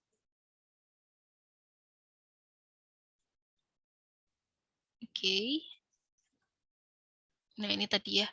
Jadi ada ini yang sudah kalian pelajari, ada multiple classification cost.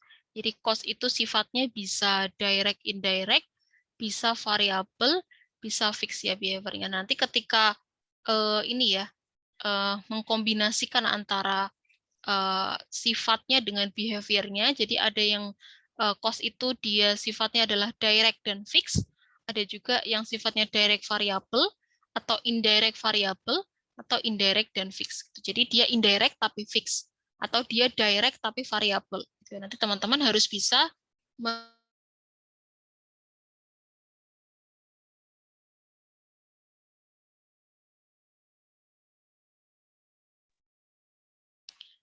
itu ya. Jadi artinya teman-teman paham dulu konsepnya sehingga nanti bisa memberikan contoh. Oke.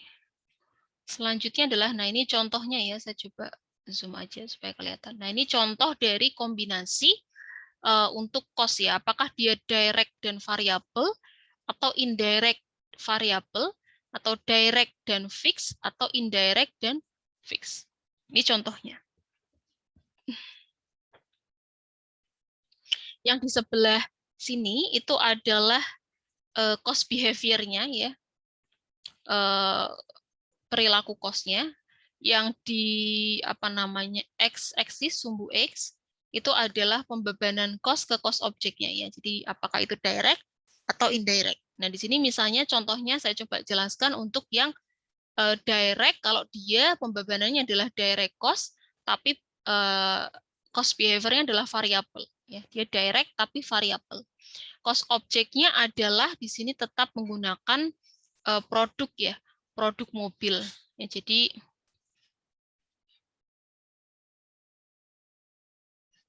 cost objeknya sama menggunakan produk mobil. Ini juga cost objeknya juga produk mobil. Contoh dari direct cost tapi dia variabel. Ya, di sini ada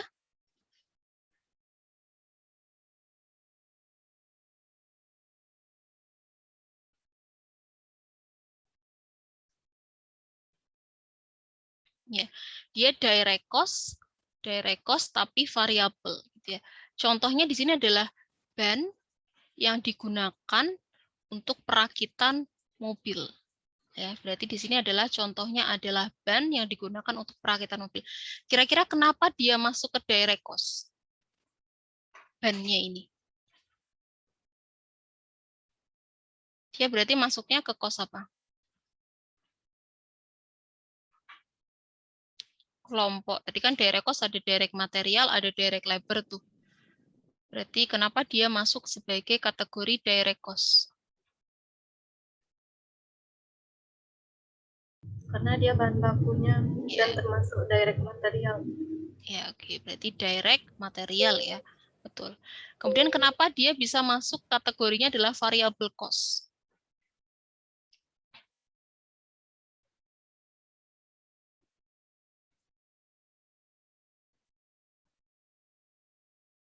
Kira-kira gimana? Kenapa ban itu juga bisa masuk ke dalam kategori variable cost?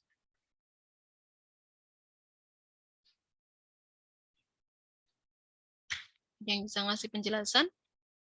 Tadi betul, kenapa dia masuk ke kategori direct cost adalah karena ban itu adalah direct materialnya mobil. Gitu. Nah, sekarang kenapa ban itu bisa dikategorikan sebagai kelompok variable cost? Untuk contoh cost objeknya adalah mobil yang diproduksi.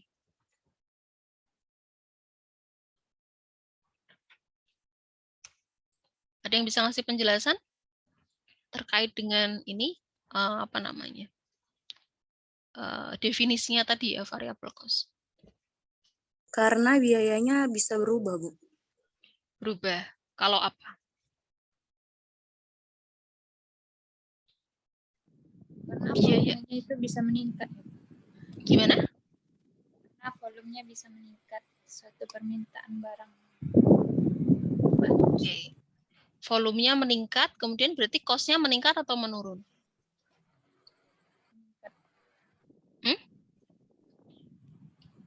Meningkat juga ya. Jadi kenapa ya ban ini masuk ke dalam kategori variable cost ya tadi, semakin banyak mobil ya yang dirakit ya, maka akan semakin banyak juga ban yang dibutuhkan gitu ya, karena satu mobil kan 4 ya.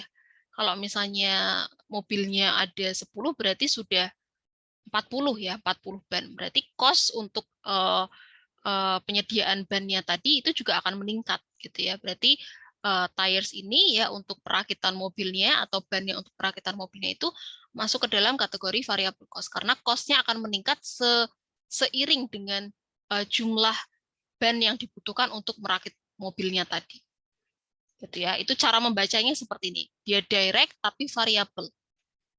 Oke. Sekarang kalau misalnya dia direct tapi fixed cost ya. Contohnya adalah gaji supervisor pada departemen perakitan. Oke, kira-kira alasannya kenapa? Kenapa gaji dari supervisor ini ya itu masuk ke dalam direct cost tapi dia fixed cost? Karena udah ditetapkan ya, Bu. Oke, udah ditetapkan setiap bulannya. Berarti itu yang penjelasan untuk fix atau direct? Fix. Fix. Oke, nah sedangkan directnya gimana, Mas? Directnya gimana ya? Untuk direct, untuk alasan kenapa dia masuk ke directnya gimana?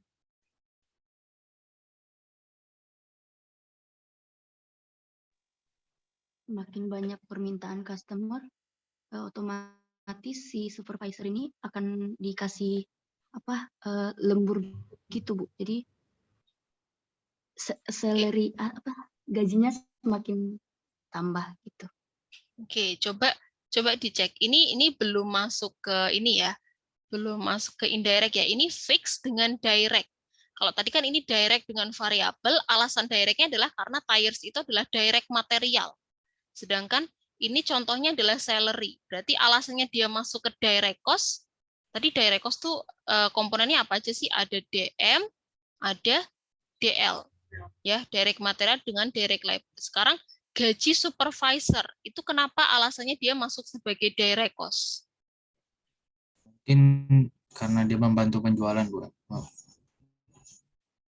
Karena membantu penjualan. Berarti dia maksudnya berarti berhubungan langsung dengan marketing ya. Oke. Ini departemen perakitan ya. Ini kan cost objeknya adalah produksi mobil, departemennya departemen perakitan. Kemudian gajinya adalah gaji supervisor di departemen perakitan. Artinya karyawan ini ya supervisor ini dia berhubungan langsung dengan produksi mobilnya. Gitu ya. Berarti itu dia adalah alasannya kenapa dia masuk ke direct cost adalah karena dia direct labor. Gitu. Ya. Jadi alasan kenapa dia masuk ke direct cost adalah karena dia direct labor gitu aja. Karena ya tadi supervisor ya di departemen perakitan ya. Jadi kata-kata departemen perakitan ini juga penting ya. Karena bisa jadi dia supervisor juga tapi departemennya misalnya departemen R&D misalnya, research and development. Sedangkan di sini cost objeknya adalah produksi mobil. Nah, kalau produksi mobil kan berarti kaitannya dengan proses departemen perakitan. Gitu ya. Berarti supervisor di departemen R&D itu bukan direct labor-nya dari cost object ini. Gitu. Maka dia akan masuk ke dalam indirect labor. Tapi karena yang ditanyakan di sini adalah contohnya gaji dari supervisor departemen perakitan, ya, sedangkan cost object-nya adalah produksi mobil, ya, perakitan mobil, maka ini adalah direct labor, sehingga dia masuk sebagai direct cost. Kebayang nggak cara membaca ilustrasi ini? Kenapa dia masuk ke direct, kenapa dia masuk ke fixed cost? Kalau fixed cost tadi betul ya, yang dijawab tadi Mas siapa tadi? Karena kalau salary ya, jadi kalau kata-katanya salary itu berarti biasanya dia berhubungan dengan gaji pokoknya ya, gaji pokok tiap bulan itu salary itu istilahnya. Tapi kalau yang berubah-ubah ya tergantung dengan itu, biasanya ada istilahnya adalah wages ya, upah gitu ya, atau biasanya teman-teman bisa pakai kata-kata komisi, tapi yang umum biasanya upah ya. Jadi kalau salary ya itu biasanya gaji pokok ya, itu tetap ya. Kalau wage itu adalah berubah ya biasanya, atau komisi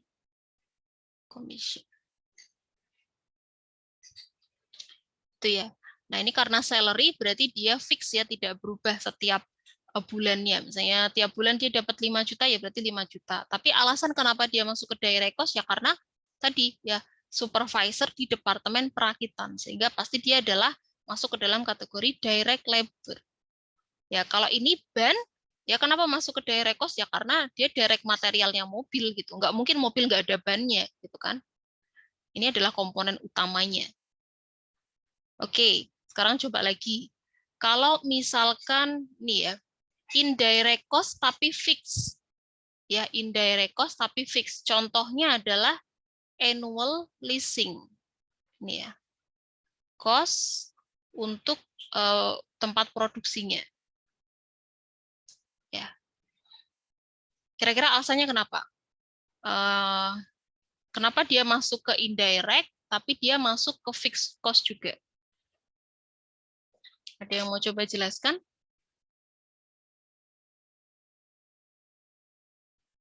Oke, satu lagi. Berarti untuk ini yang bisa juga jawabannya tepat 5 poin juga ya untuk kuis pertama. Tadi selain ada Mbak Reka, nanti silahkan info di grup ya, tadi nama-nama yang saya kasih tambahan Reka sama Chris ya. Yang ini ada yang mau coba jelaskan kenapa annual leasing ya, biaya leasing atau biaya sewa untuk tempat produksi atau tempat produksi mobilnya ya itu masuk ke dalam indirect, masuk juga sebagai fixed cost. Karena ini kolomnya kan indirect dan fixed kan. Coba ya Bu. Tes. Ya. Mohon maaf ini di tempat saya tuh agak hujan deras ya, baru hujan. Jadi mungkin agak oke, silahkan gimana? Mungkin masuk fix karena biaya apa? Tempatnya udah ditetapkan ya Bu. Kayak biaya leasing di tempat itu udah ditetapkan. Ya, ditetapkan gimana maksudnya? Udah fix gitu, kayak setiap bulannya bayar. Oke, terus kalau yang indirect, kenapa alasannya masuk indirect? Iya karena sudah, kalau indirect ya Bu. Kalau yang tadi barusan dijelaskan itu fix atau indirect? Fixnya Bu. Fixnya, oke. Kemudian kalau yang indirect gimana?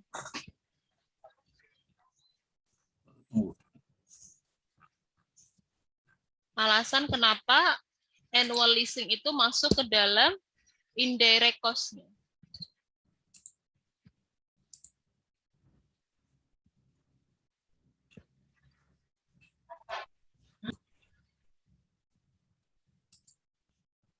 Jadi pengertian dari indirect cost itu apa, kemudian dihubungkan dengan tadi contohnya. Karena bukan termasuk bahan baku itu. Oke, tadi siapa yang menjawab pertama? Mas siapa tadi? Bobi. Oh, Mas Bobi. Oke. Mas Bobi kira-kira bisa menyelesaikan tadi alasan yang indirect cost? Atau mau ada mencoba dulu?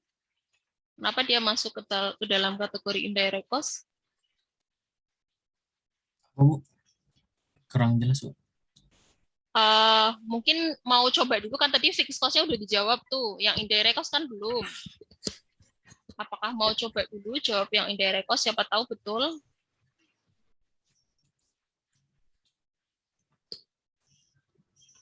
Karena itu mungkin bukan termasuk unit ya, Bu. Tempat, karena itu tempat. Kan kalau indirect itu unit gitu ya, Bu. Indirect itu unit, kemudian itu tempat. Oke. Karena ini kan berhubungan dengan tempat leasingnya kan, Bu. Nah, sedangkan indirect ini berhubungan dengan unit. Gitu, Bu. Oke. Yang indirect cost masih belum pas ya. Mungkin ada yang mau coba? Karena dia tidak berhubungan langsung dengan produksinya, gimana? Contohnya gimana? Maksudnya gimana? Misalnya kayak dia produksi bahan, dia tidak berhubungan langsung dengan bahan produksi yang barang yang mau diproduksi itu, Bu. Tidak berhubungan langsung dengan yang diproduksi. Karena Bisa jadi sih. Karena tadi mendefinisikan indirect cost tadi ya. Oke, sebenarnya jawabannya sudah ada di sini, di kalimat yang ada di sini. Kalau teman-teman bisa tadi saya juga sempat bahas juga alasan kenapa leasing ya, kenapa leasing itu masuk ke dalam indirect cost. Biaya yang tidak dapat dihubungkan atau dibebankan secara langsung dengan unit yang diproduksi. Indirect cost, Bu. Oke. Indirect cost-nya biaya depresiasinya bukan, Bu? Bukan depresiasi, leasing. Ini di sini leasing. Contohnya leasing. Iya. Betul ya, kalau secara pengertian betul ya. Cuman yang saya harapkan sebenarnya jawabannya ada di sini. Alasan kenapa leasing itu ya masuk sebagai indirect cost. Leasing masuk ke dalam indirect cost itu karena leasing bukan merupakan bahan baku pembuatan mobil tersebut, produk tersebut, Bu. Iya, memang bukan. Tapi kenapa tuh kira-kira? Ini nih, jawabannya ada di sini. Karena tidak tergantung pada tingkat produksinya, Bu. Gimana? Biayanya tetap sama, tetapi tidak tergantung pada banyaknya barang yang diproduksi. Biayanya tetap sama, tidak tergantung dengan banyaknya. Bukan ya, kalau itu berarti pengertian dari fixed cost-nya kan? Kalau ini yang alasan kenapa dia indirect. Karena saya kasih lihat tidak ada. Saya mau coba jawab, Bu. Oke. Karena ini tidak berhubungan langsung. Karena coba ditulis aja di komen ya. Mohon maaf di sini hujannya deras sekali, jadi nggak terlalu terdengar. Kalau tadi untuk yang fixed cost, Mas Bobi sudah betul ya. Untuk fixed cost-nya karena hanya betul setengah, saya kasih poin 2,5 ya, nanti silakan info di grup. Yang indirect cost-nya teman-teman bisa coba sambil jawab di komen. Nanti saya cek siapa yang paling sesuai. Saya kasih clue, jawabannya ada di sini, ada di kolom ini. Oke, sambil kita lanjutkan untuk PPT-nya ya. Kemudian sambil jalan ya, nanti di akhir saya cek.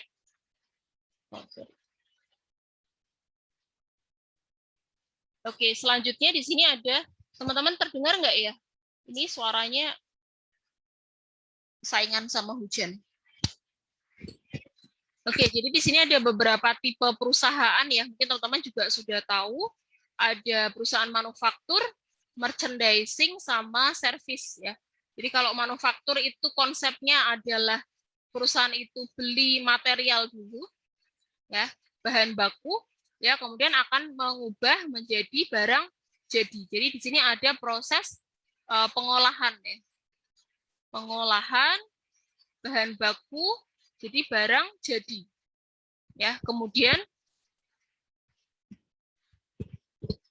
di bagian perusahaan merchandising atau perusahaan dagang, ya ini teman-teman harusnya udah tahu ini manufaktur, ini perusahaan dagang.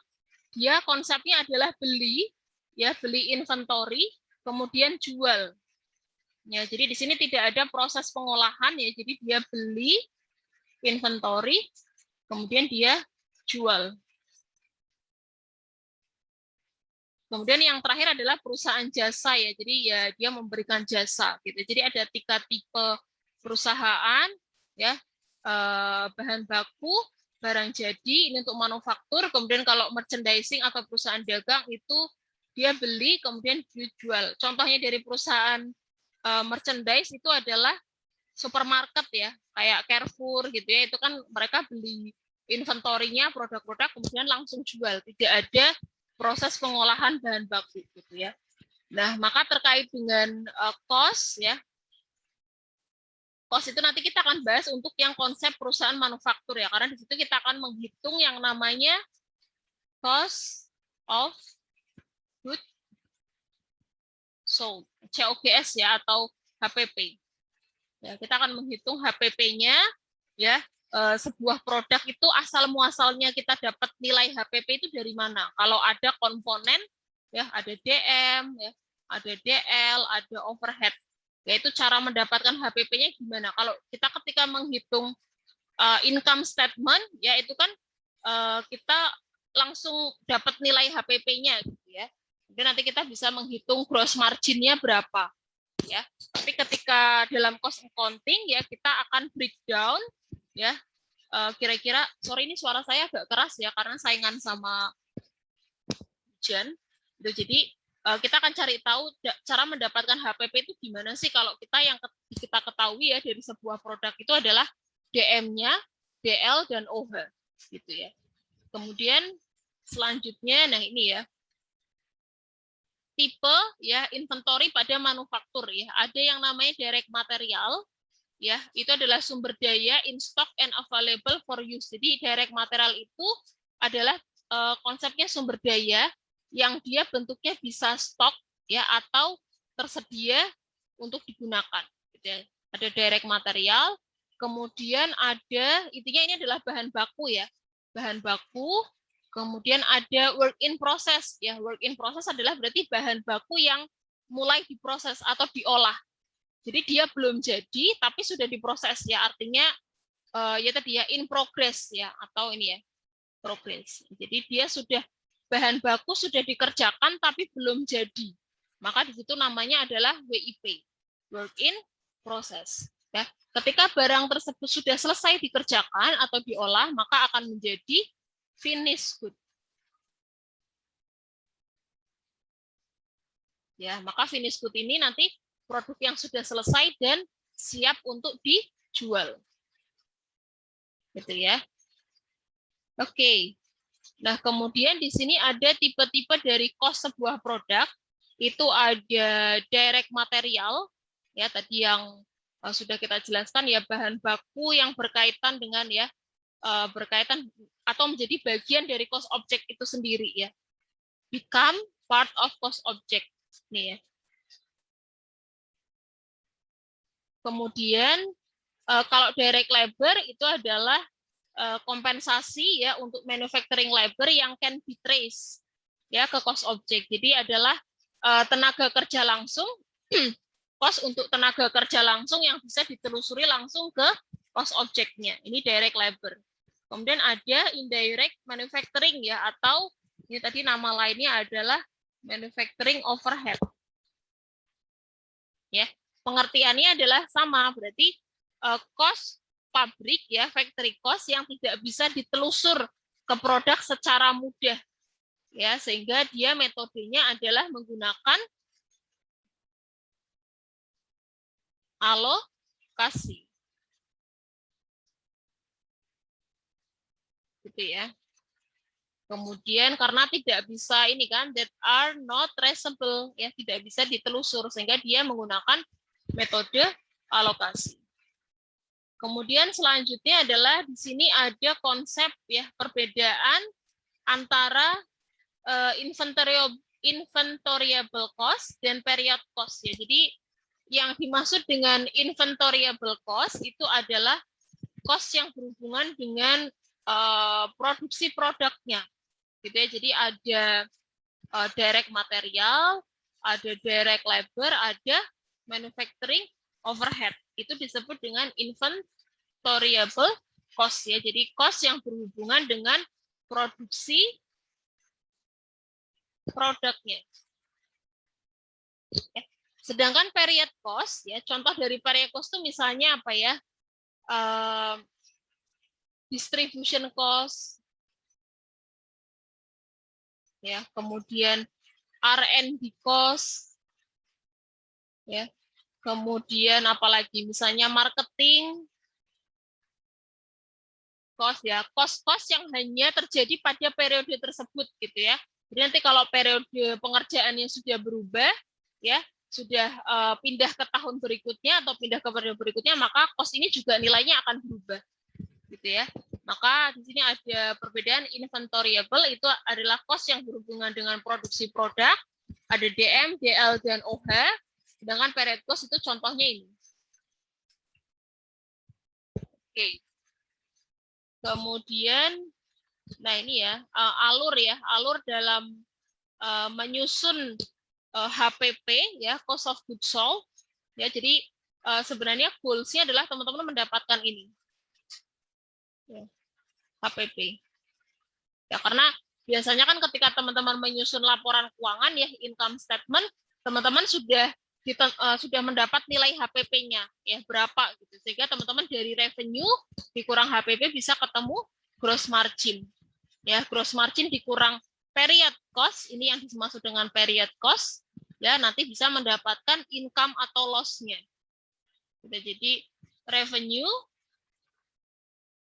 dikurang dengan HPP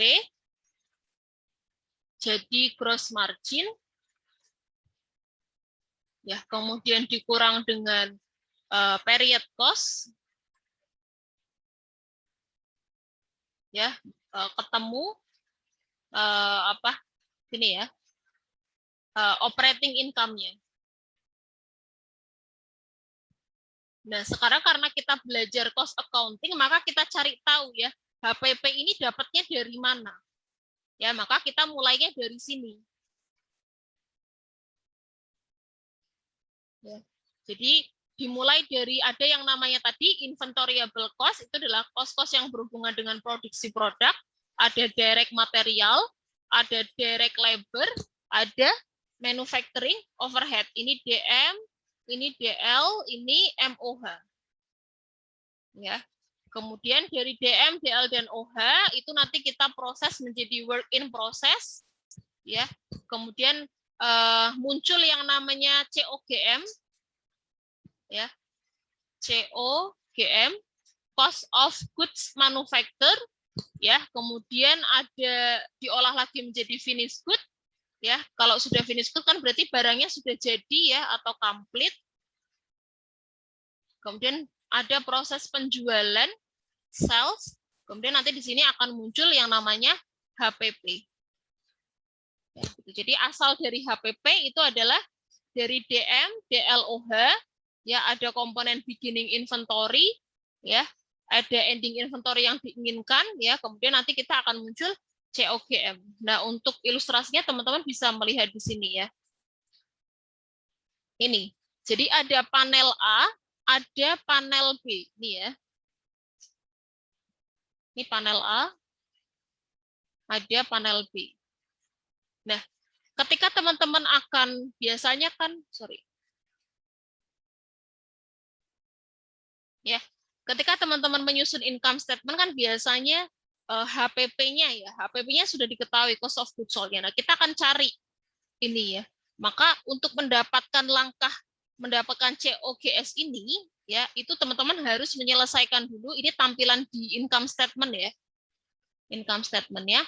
Teman-teman harus mencari dulu di step 1, 2, dan 3. Ya, di mana step 1 ini dimulai dari direct materialnya. Jadi di sini adalah tampilan untuk schedule of COGM-nya. Cost of goods manufactured. Gitu ya. Cost untuk barang yang diproduksi. Kalau yang ini adalah COGS, cost untuk barang yang dijual, cost of goods sold atau HPP.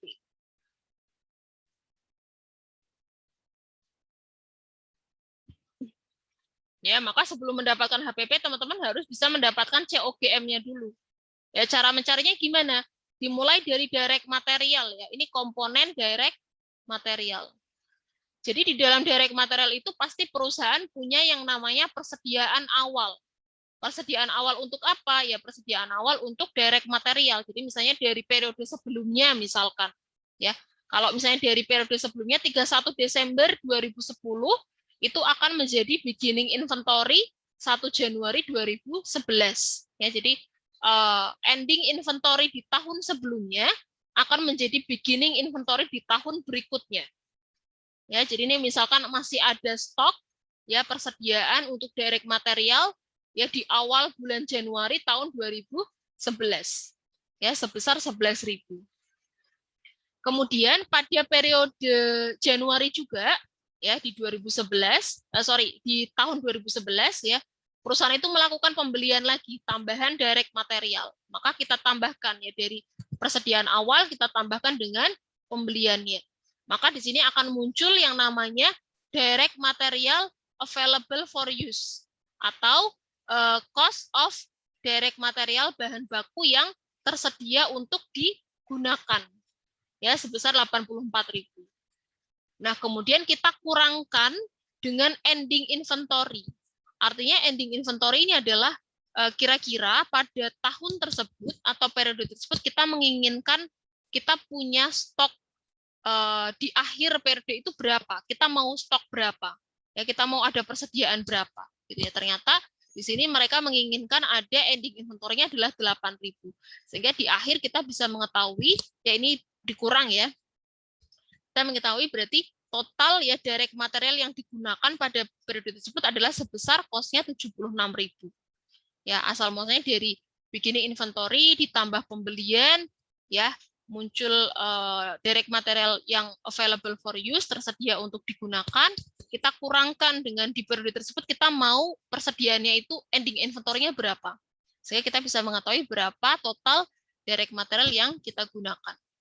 Nah, kemudian kita berlanjut ya, setelah direct material ada direct labor. Ya, direct labor-nya itu langsung diketahui ada 9.000. Ya, kemudian ada lagi komponen manufacturing overhead cost. Ya, nah manufacturing overhead cost ini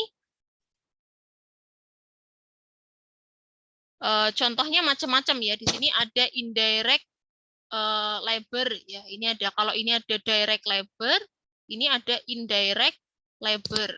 Ya, kemudian ada supplies, ada heat, ada light ya, cahaya. Mungkin maksudnya ada electricity ya, power, yaitu juga masuk ke MOH.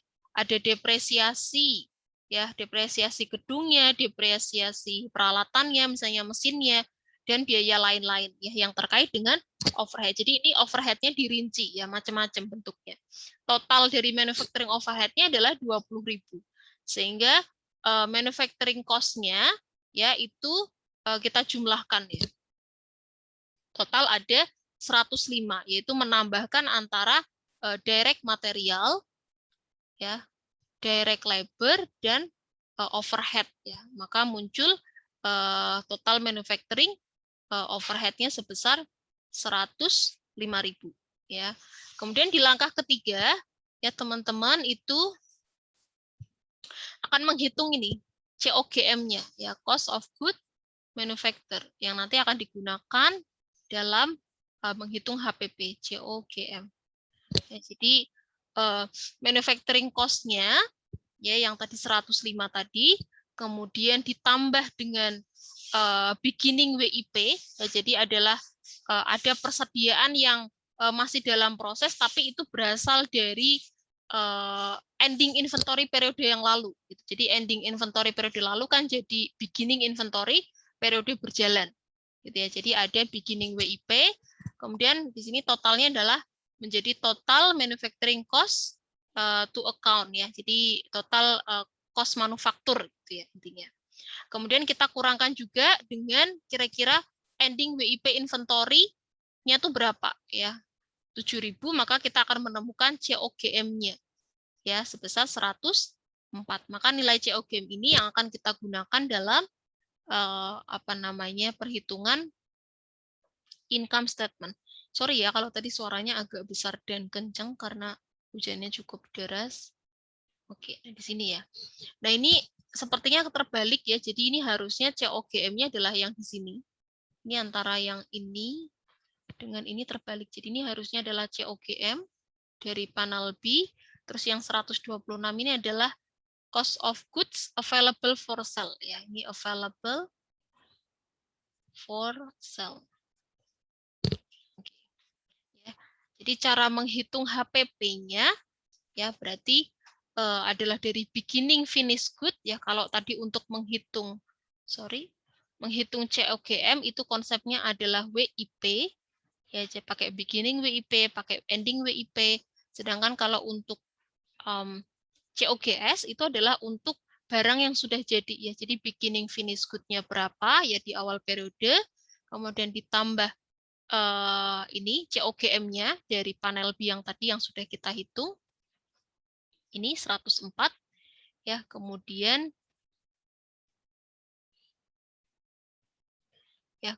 muncul totalnya adalah available cost of goods available for sale.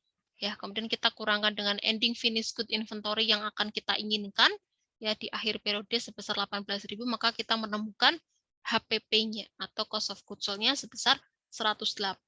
Nah, kemudian dari sini kita bisa menghitung berapa operating income dalam income statement-nya.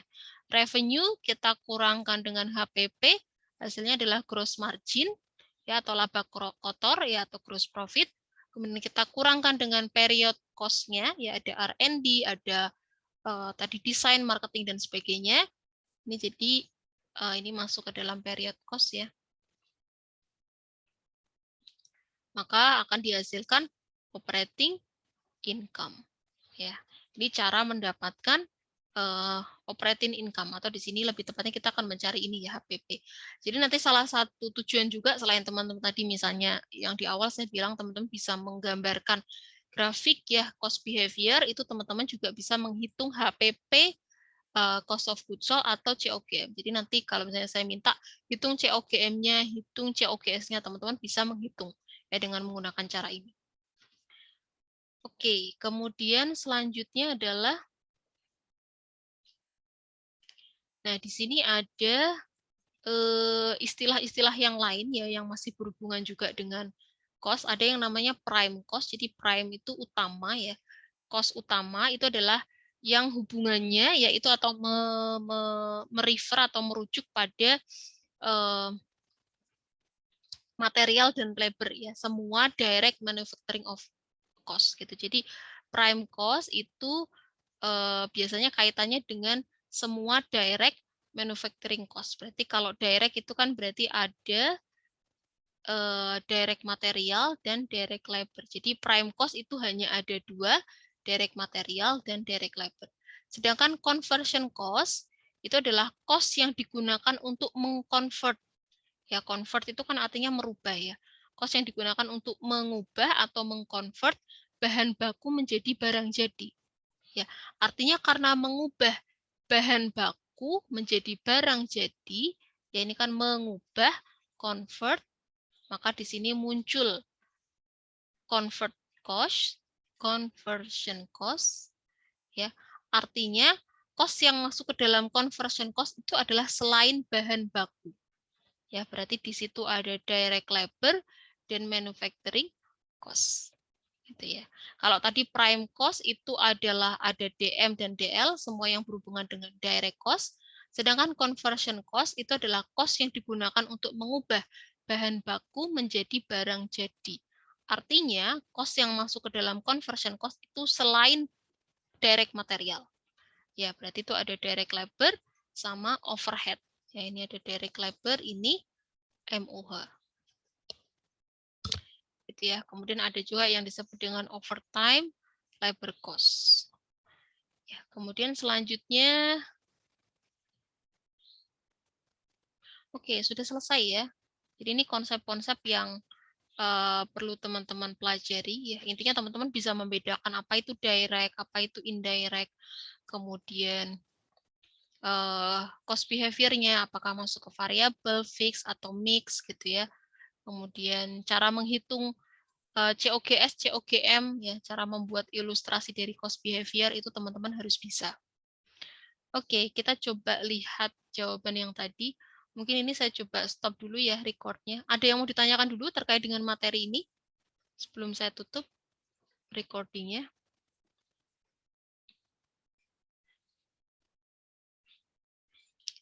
Belum ada? Oke, saya coba